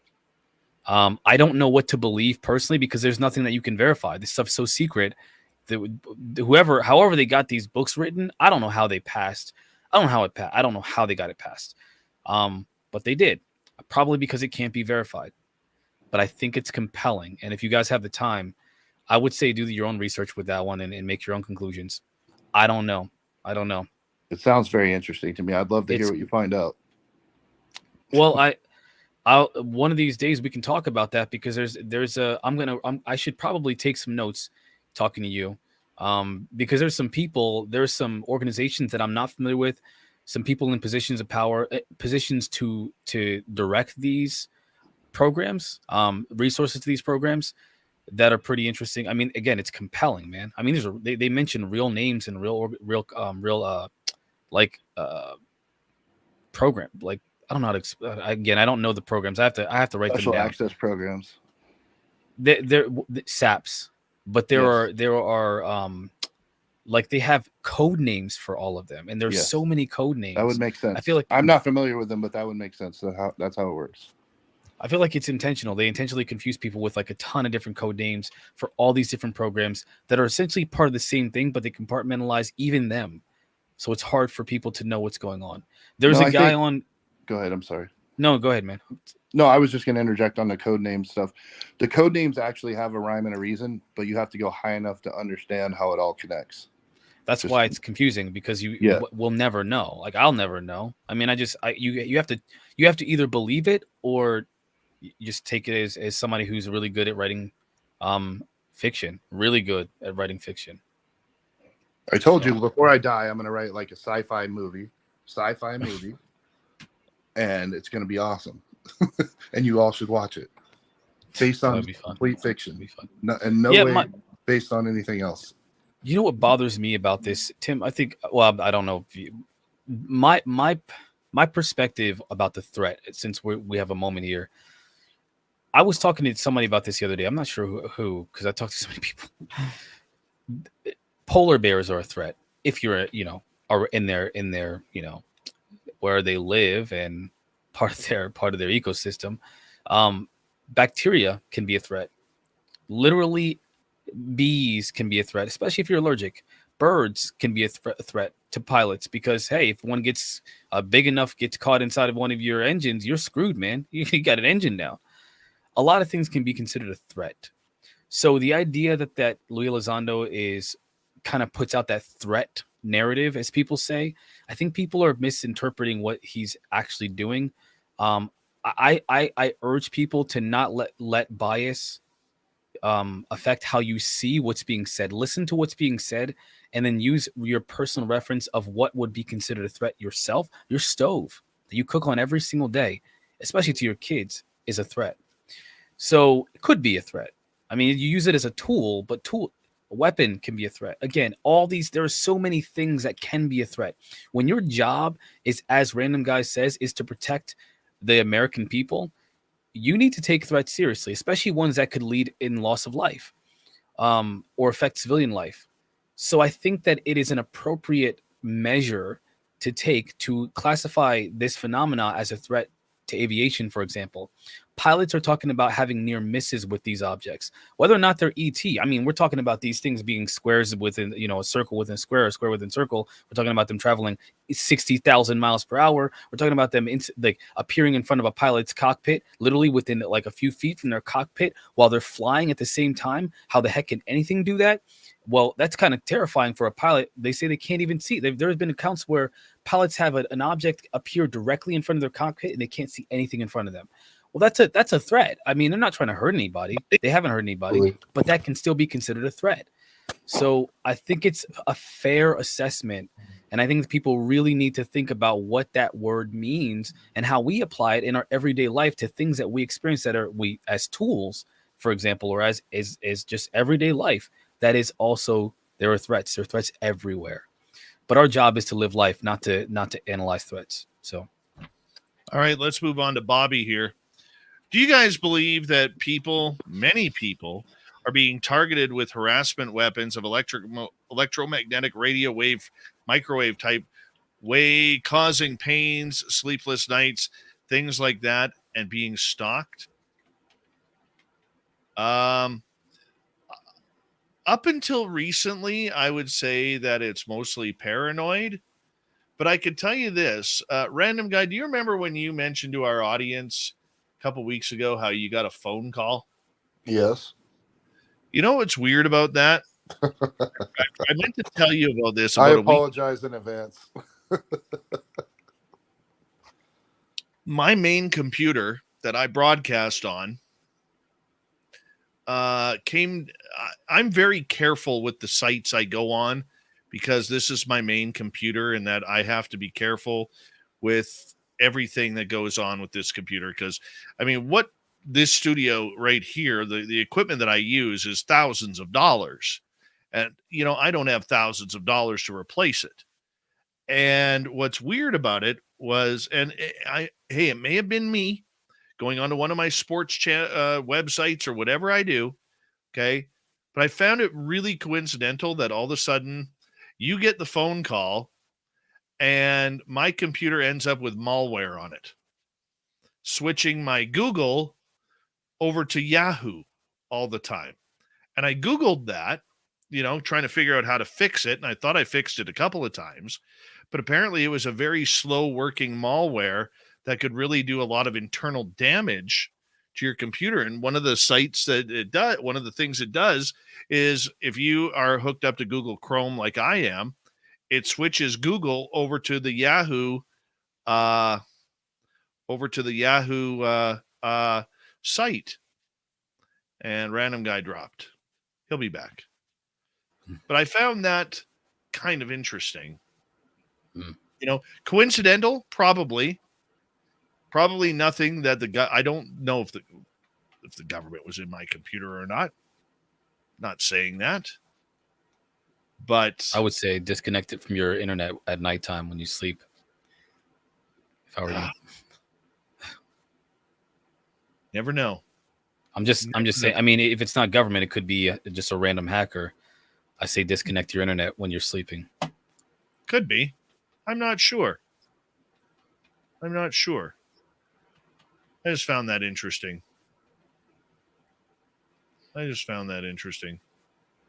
Random guy's still not back. Uh-oh. They got him. Bag him and tag him. Oh, no. We lost a brother. I'm going to end up blurry here for a little bit here because I'm just downloading the files here. We'll wait for random guy. What do you think, Tim?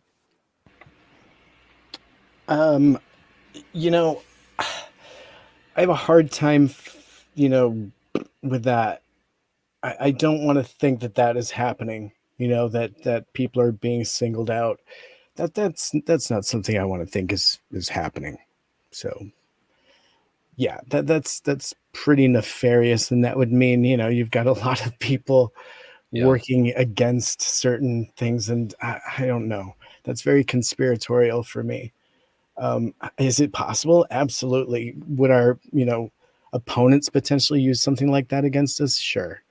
But I don't think that, any specific people are being targeted in this crowd, at least. No. I think it's purely coincidental that I probably hit something on Facebook or whatever it may be on a social media site. I just found it kind of purely coincidental, and I was just like, I don't know. Are you guys? Can you hear me? Yeah, we got you.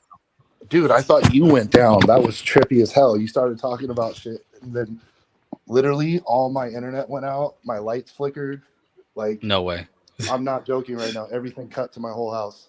Okay, and so Bobby, I'm in a very busy city, and I can see all my neighbors' lights on right now.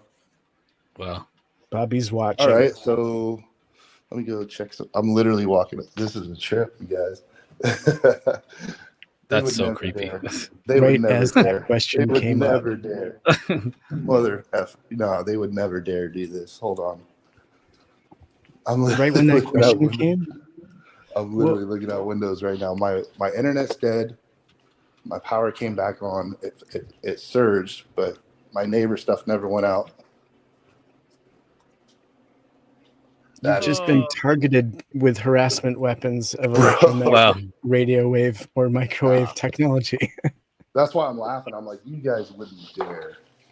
I think Bobby, he's got your number. Look for cable trucks. The thing is, they could literally just knock on my door, and I'd be like, or fly above you. You can't mess with me. You can't harass me. Either kill me or tell me to stop. Simple as that. Or pay you Pull on a off. Bob Lazar. Preferably not kill me. Just send you Bro, big what is that?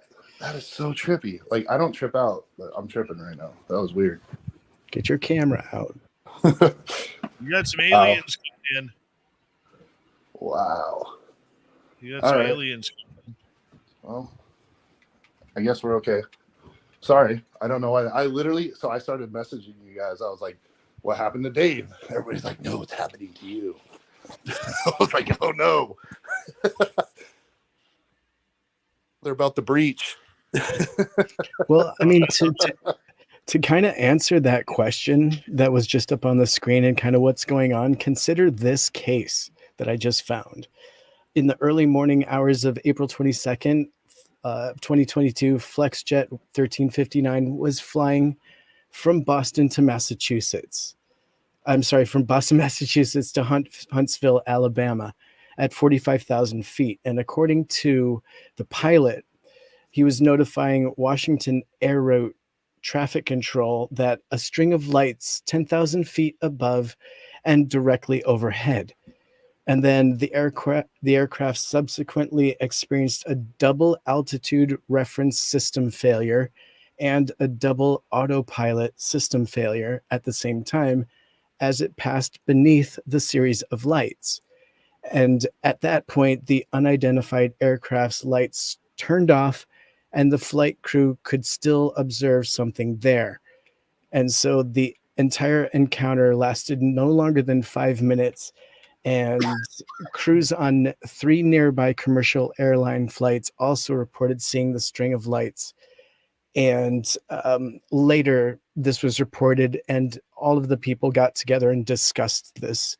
It's a pretty scary thing to have all of your systems suddenly go into system failure mode.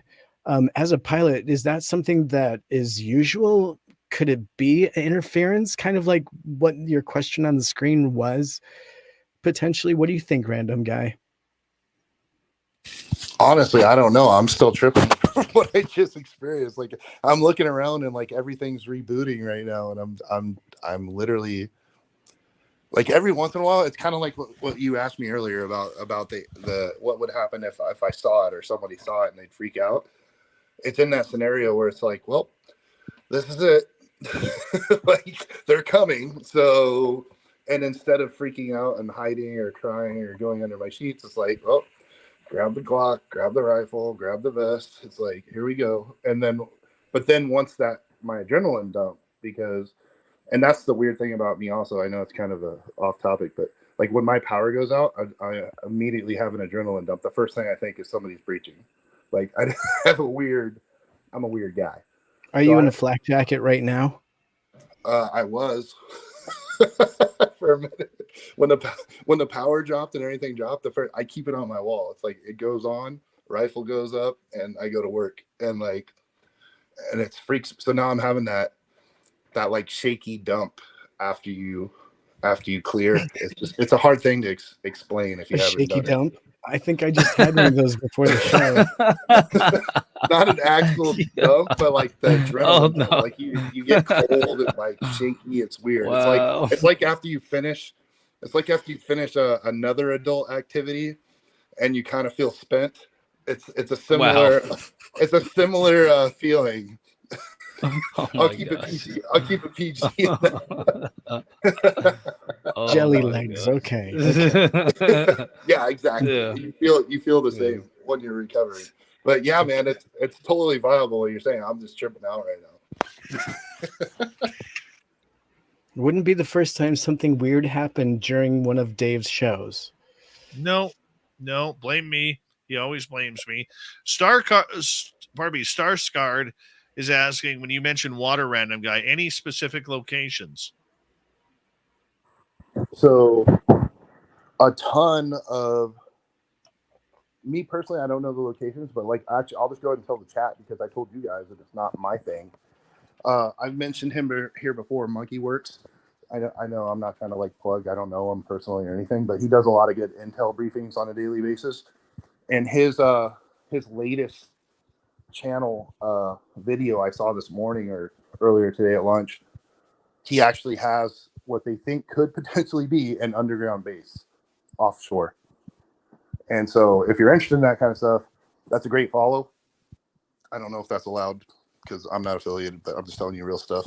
But no, I don't know. But I know a lot of guys who have been in the Navy a number of years, everywhere, Alaska, Hawaii, Pacific, Atlantic, other places. They all see the same craft everywhere in the world. So it's, and a lot of it's drones, And what they started doing with the drones is like psyops.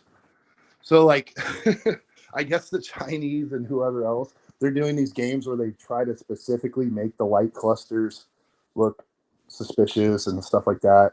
They're changing the shapes.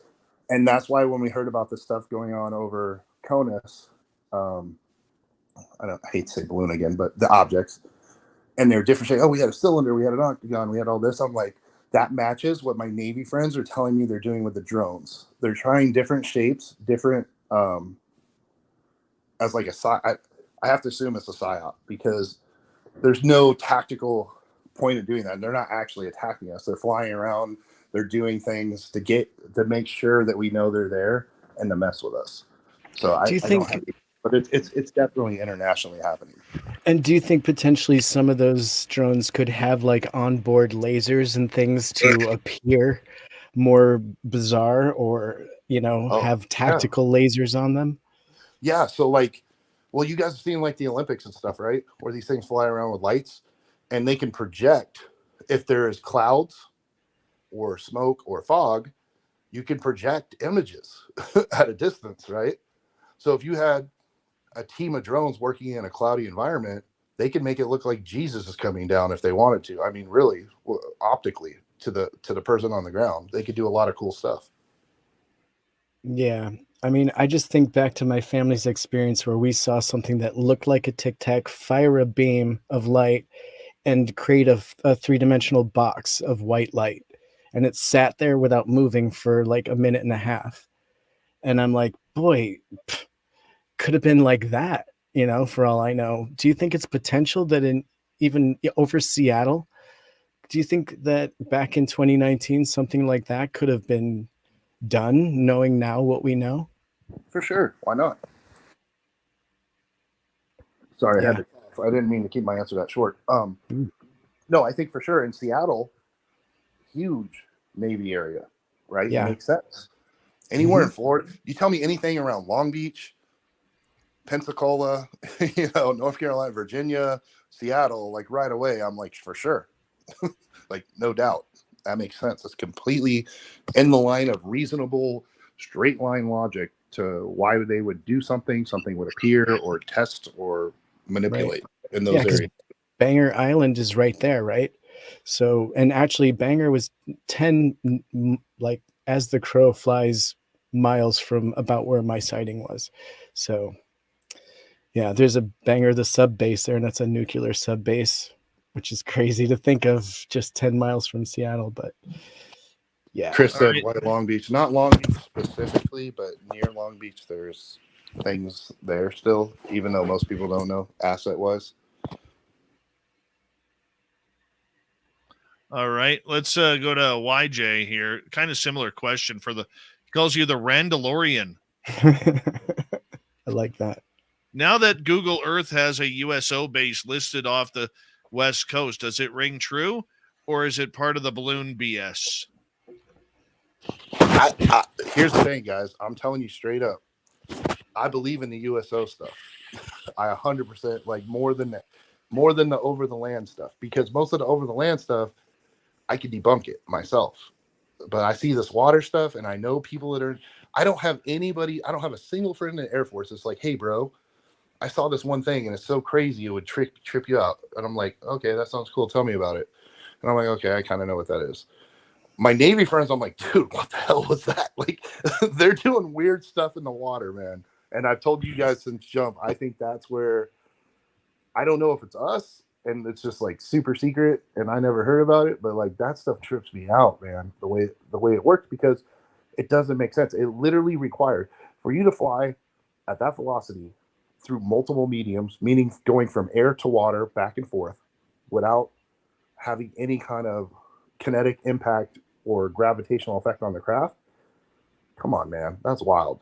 Like, that's some wild stuff. And it's happening. Look at all these people that come out, the UFO people or the Navy people, specifically the pilots get all the accolades, but there's a lot of the crew people that are seeing this stuff too that don't get the spotlight. They're out there, man. I promise you, a lot of them. All right, let's go on here. A little bit of a Leroy over on Twitch. Have you all ever thought that maybe you're not that important? Like, why would an alien want you in particular? No shade, just curious. I think that's a great question. I do. Marquise, you're an experiencer. Yep. That's a question that we struggle with. Like, I haven't heard an experience. Well, there are a few people who say they know why. Some people say they're hybrids, right? They claim to be hybrids, and some people claim that they're hybrids and have direct communication with aliens, that they talk to them, they can channel them. I'm not that guy. I don't have that ability if it's possible. I will say that I don't think that it's random. Gary Nolan suggests that, there may be something genetically about people with our brains that might be different about us that we get abducted. I don't know. I mean, I don't know. I couldn't tell you. I think that the fact that the human race is being interacted with these beings is significant. I think that there is something about us, something very specific about us that is the reason why they don't leave us with our genitals and jaw and tongue, dismembered in a field somewhere. I think there's a reason why they return us peacefully with unharmed, for the most part, most people. I think there's a reason why there's ongoing encounters with people. I think there's a reason why some people are told things by these beings. I just don't know why. Who knows why? I don't know. I think it's because, and I have no answers either. I mean, my biggest question for myself is, why me? I didn't ask for it. I loved my happy, boring life. I really did. I loved living day by day and just kind of going with the flow and being a dad and being a hubby and being a dog owner and having my couple vacations a year. And then this crap started. Right? I mean, that's where I kind of fell for it and had to learn. And what's weird about the phenomena is it forces you to learn and ask a bunch of difficult questions that you'll never get the answer to. That's what sucks about it. That's what sucks big time, is nobody knows why they're chosen. And if they do say they know, I think they're full of crap. I really do. And I'm not sure that science can grasp why people are chosen to come into the phenomena. There are many excuses or many theories, but I don't see anything that's valid that would make me believe that I was chosen for a reason. But I also know what's happened to me is not something that I would wish on my worst enemy. Yeah. So for me, it's just a long line of rejection. My dad left when I was 2 months old. Women don't want me, and now aliens don't. Oh, wow. This guy. Oh, my gosh. There's a book. I'm not even going to mention the name of the book. I'm going to mention the author because I know that people will be really mad about this. The name of the author is Professor David M. Come on, baby. Let's get this out there. Professor David M. Jacobs. He has done an extensive research program on abductees, and he believes that there is a pattern. Scientists look for patterns. problem with this phenomenon is it's really difficult to look at a pattern when they spread the phenomena across the entire globe unpredictably. But when you look at it from a data perspective, it does paint a picture about what the intention is, potential intention, because nobody really knows, and what the potential reason for selecting people are. One of those theories, and please keep in mind, this is just, I'm just throwing stuff out there. This is not what I believe. I'm just saying this is a potential. One of the possibilities is that there is a genetic reason for why they choose people. You may not feel significant, Dave, but maybe there's something about your genetics, something about you genetically, your DNA, that does make you somewhat different than everybody else, that they use to, for example, collect genetic material and mix with theirs, because there is a hybridization program for sure. I mean, there are way too many accounts of there being interactions where it involves genetic material being taken. There's been people that have, had encounters with beings that have intercourse with them, and they have babies, and they're shown their babies after a certain period of time, or they get women pregnant, and the women actually have their baby removed after the first trimester. I mean, these are things that have been talked about by people all over the world. So there is a genetic hybridization program going on of some kind with these beings. That would be probably the most researched aspect of the abduction phenomena, that there's some kind of, I mean, the Bible talks about it. I mean, the sons of God saw the daughters of man, that they were beautiful, and they chose them as wives and had children to them, and they were men of renown. And there are other books, religious texts that talk about intermixing with gods from above that came down and had children with men. And again, it's not new, it's historical, but I think there's a genetic component. I think there's a hybridization program going on. I don't know why, though. Again, we're just guessing. All right. Let's go to Tony in the UK, because we're going to wrap this up in just a few minutes here. What are your thoughts on EMF emitted from computers, microwaves, and Wi-Fi? Well, if you saw my office, I'll be dead by the time I'm 51. The amount of stuff here. I don't know. I don't really know how to answer that. I will say one thing interesting. There's actually a patent, and it's coming to market at some point, using Wi-Fi to charge your mobile device. Yeah, it's dangerous. We're already bombarded with Wi-Fi is completely safe, but it can charge your phone from across the room. That's Trust dangerous. me, bro. Yeah, it's not. I heard about that. They also have a technology that they can charge it with light. So there's a lamp that they use that if there's a cell phone close enough to the lamp, they can charge the phone as well. And the idea is to use either through Wi-Fi or through those lamps, through a light, to charge phones from a distance. The problem is that there's a danger with we're already bombarded with all kinds of radio waves and microwaves and all this stuff already. It literally can change. This is not a conspiracy theory or anything like this. Is science. It can, depending on how much.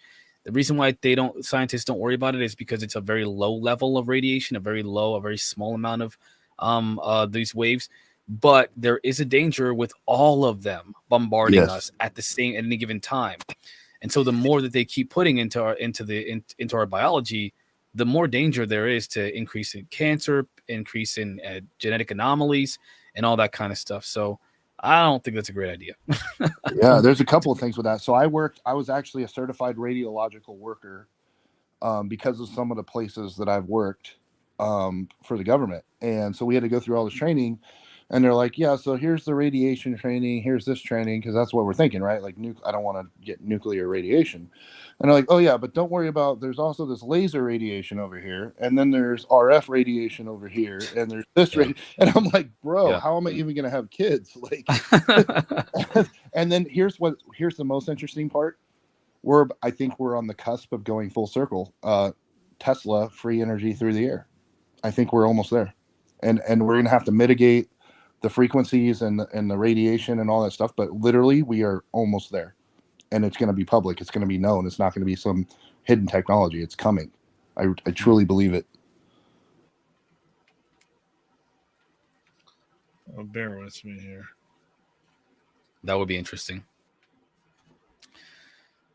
I mean, what would the world, you know, you know what, national security, you know what's funny about national security? The idea of free energy is a national security threat because it would destabilize the world's economy. If you were to introduce a piece of technology that could eliminate fossil fuels, it would literally ruin the economy because we depend on the economy depends on the movement in the exchange of fossil fuels between nations. And we use it for essentially everything in our life, everything essential. So if you were to eliminate that, especially too quickly, it would ruin it would be terrible economically for the world. You hit it on the head right there. You said too quickly. So they're already doing that. Right. People are installing Tesla walls in their garage. As we switch to this EV green type of world, people are increasingly having solar power in their house. That's the first stage, right? That's the first stage, and then you're going to have community. I think you're going to see more community-oriented efforts to collect and store natural power. Now, the funny part is, I don't actually believe it's good for the environment because you're mining for cobalt and all these other things, and the pollution required to mine all that stuff is actually to the 10th power worse than just burning a fossil fuel that's super clean. However, that's neither here nor there, debatable. But I think ultimately, though, you are going to get to the point of fossil fuels will matter less and less strategically and economically for superpowers, meaning like the Middle East better start making a product besides shipping out oil, stuff like that. The same way that automation and AI is going to replace textile making for China. When we can do that domestically through automation and we don't have to outsource that stuff, that'll also... everything is actually really great for the United States because we have the most advanced technology. And moving forward, we're actually, as crappy as things seem for us right now as a society and fighting about everything in politics and this and that, I really feel like, assuming we don't have a world war, 50 to 100 years from now, we will be even more dominant, unless there's some new world order conspiracy, but that's a whole nother story. You are optimistic, my friend. I will say...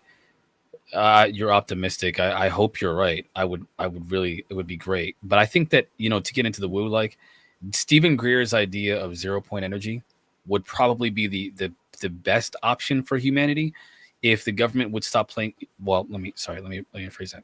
If it ever does become a viable option for alternative energy, then whatever is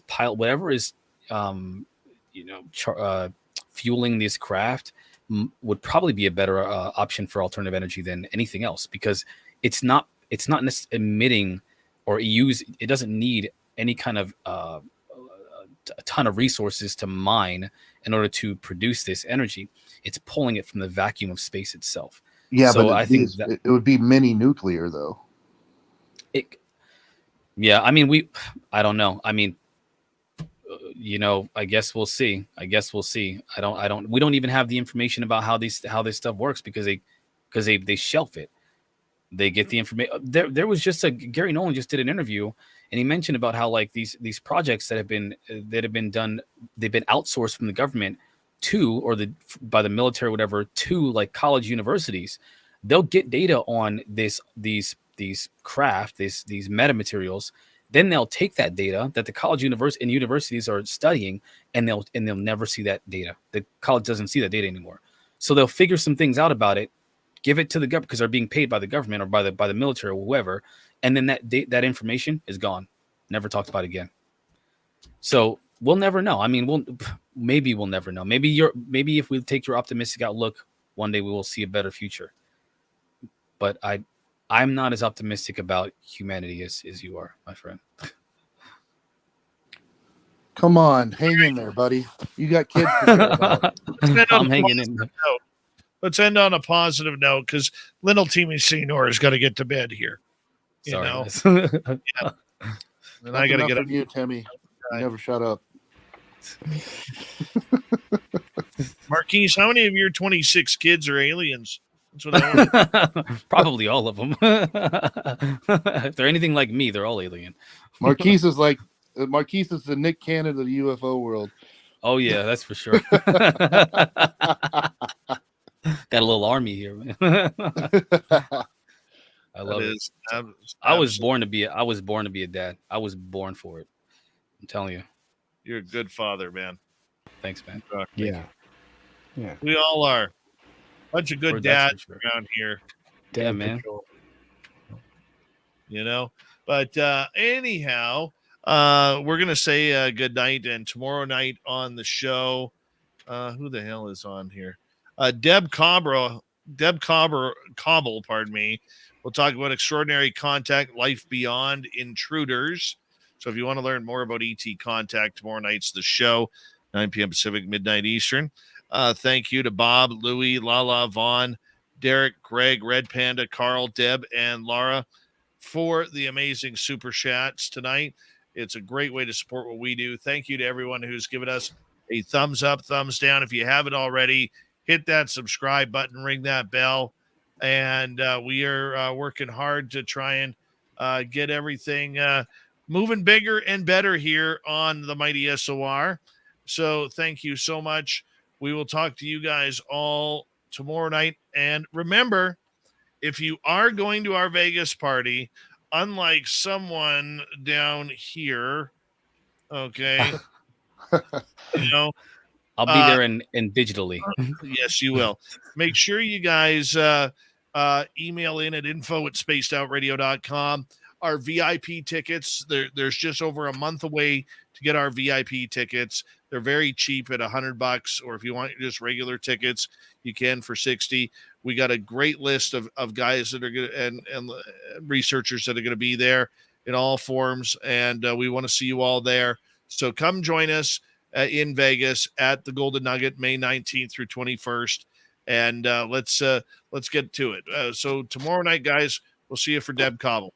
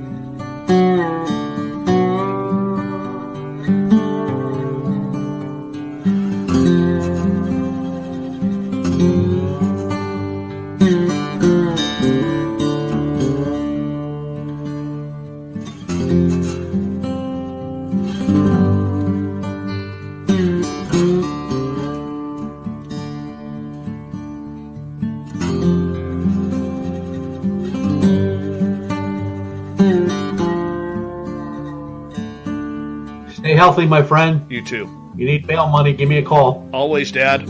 Take care. You too.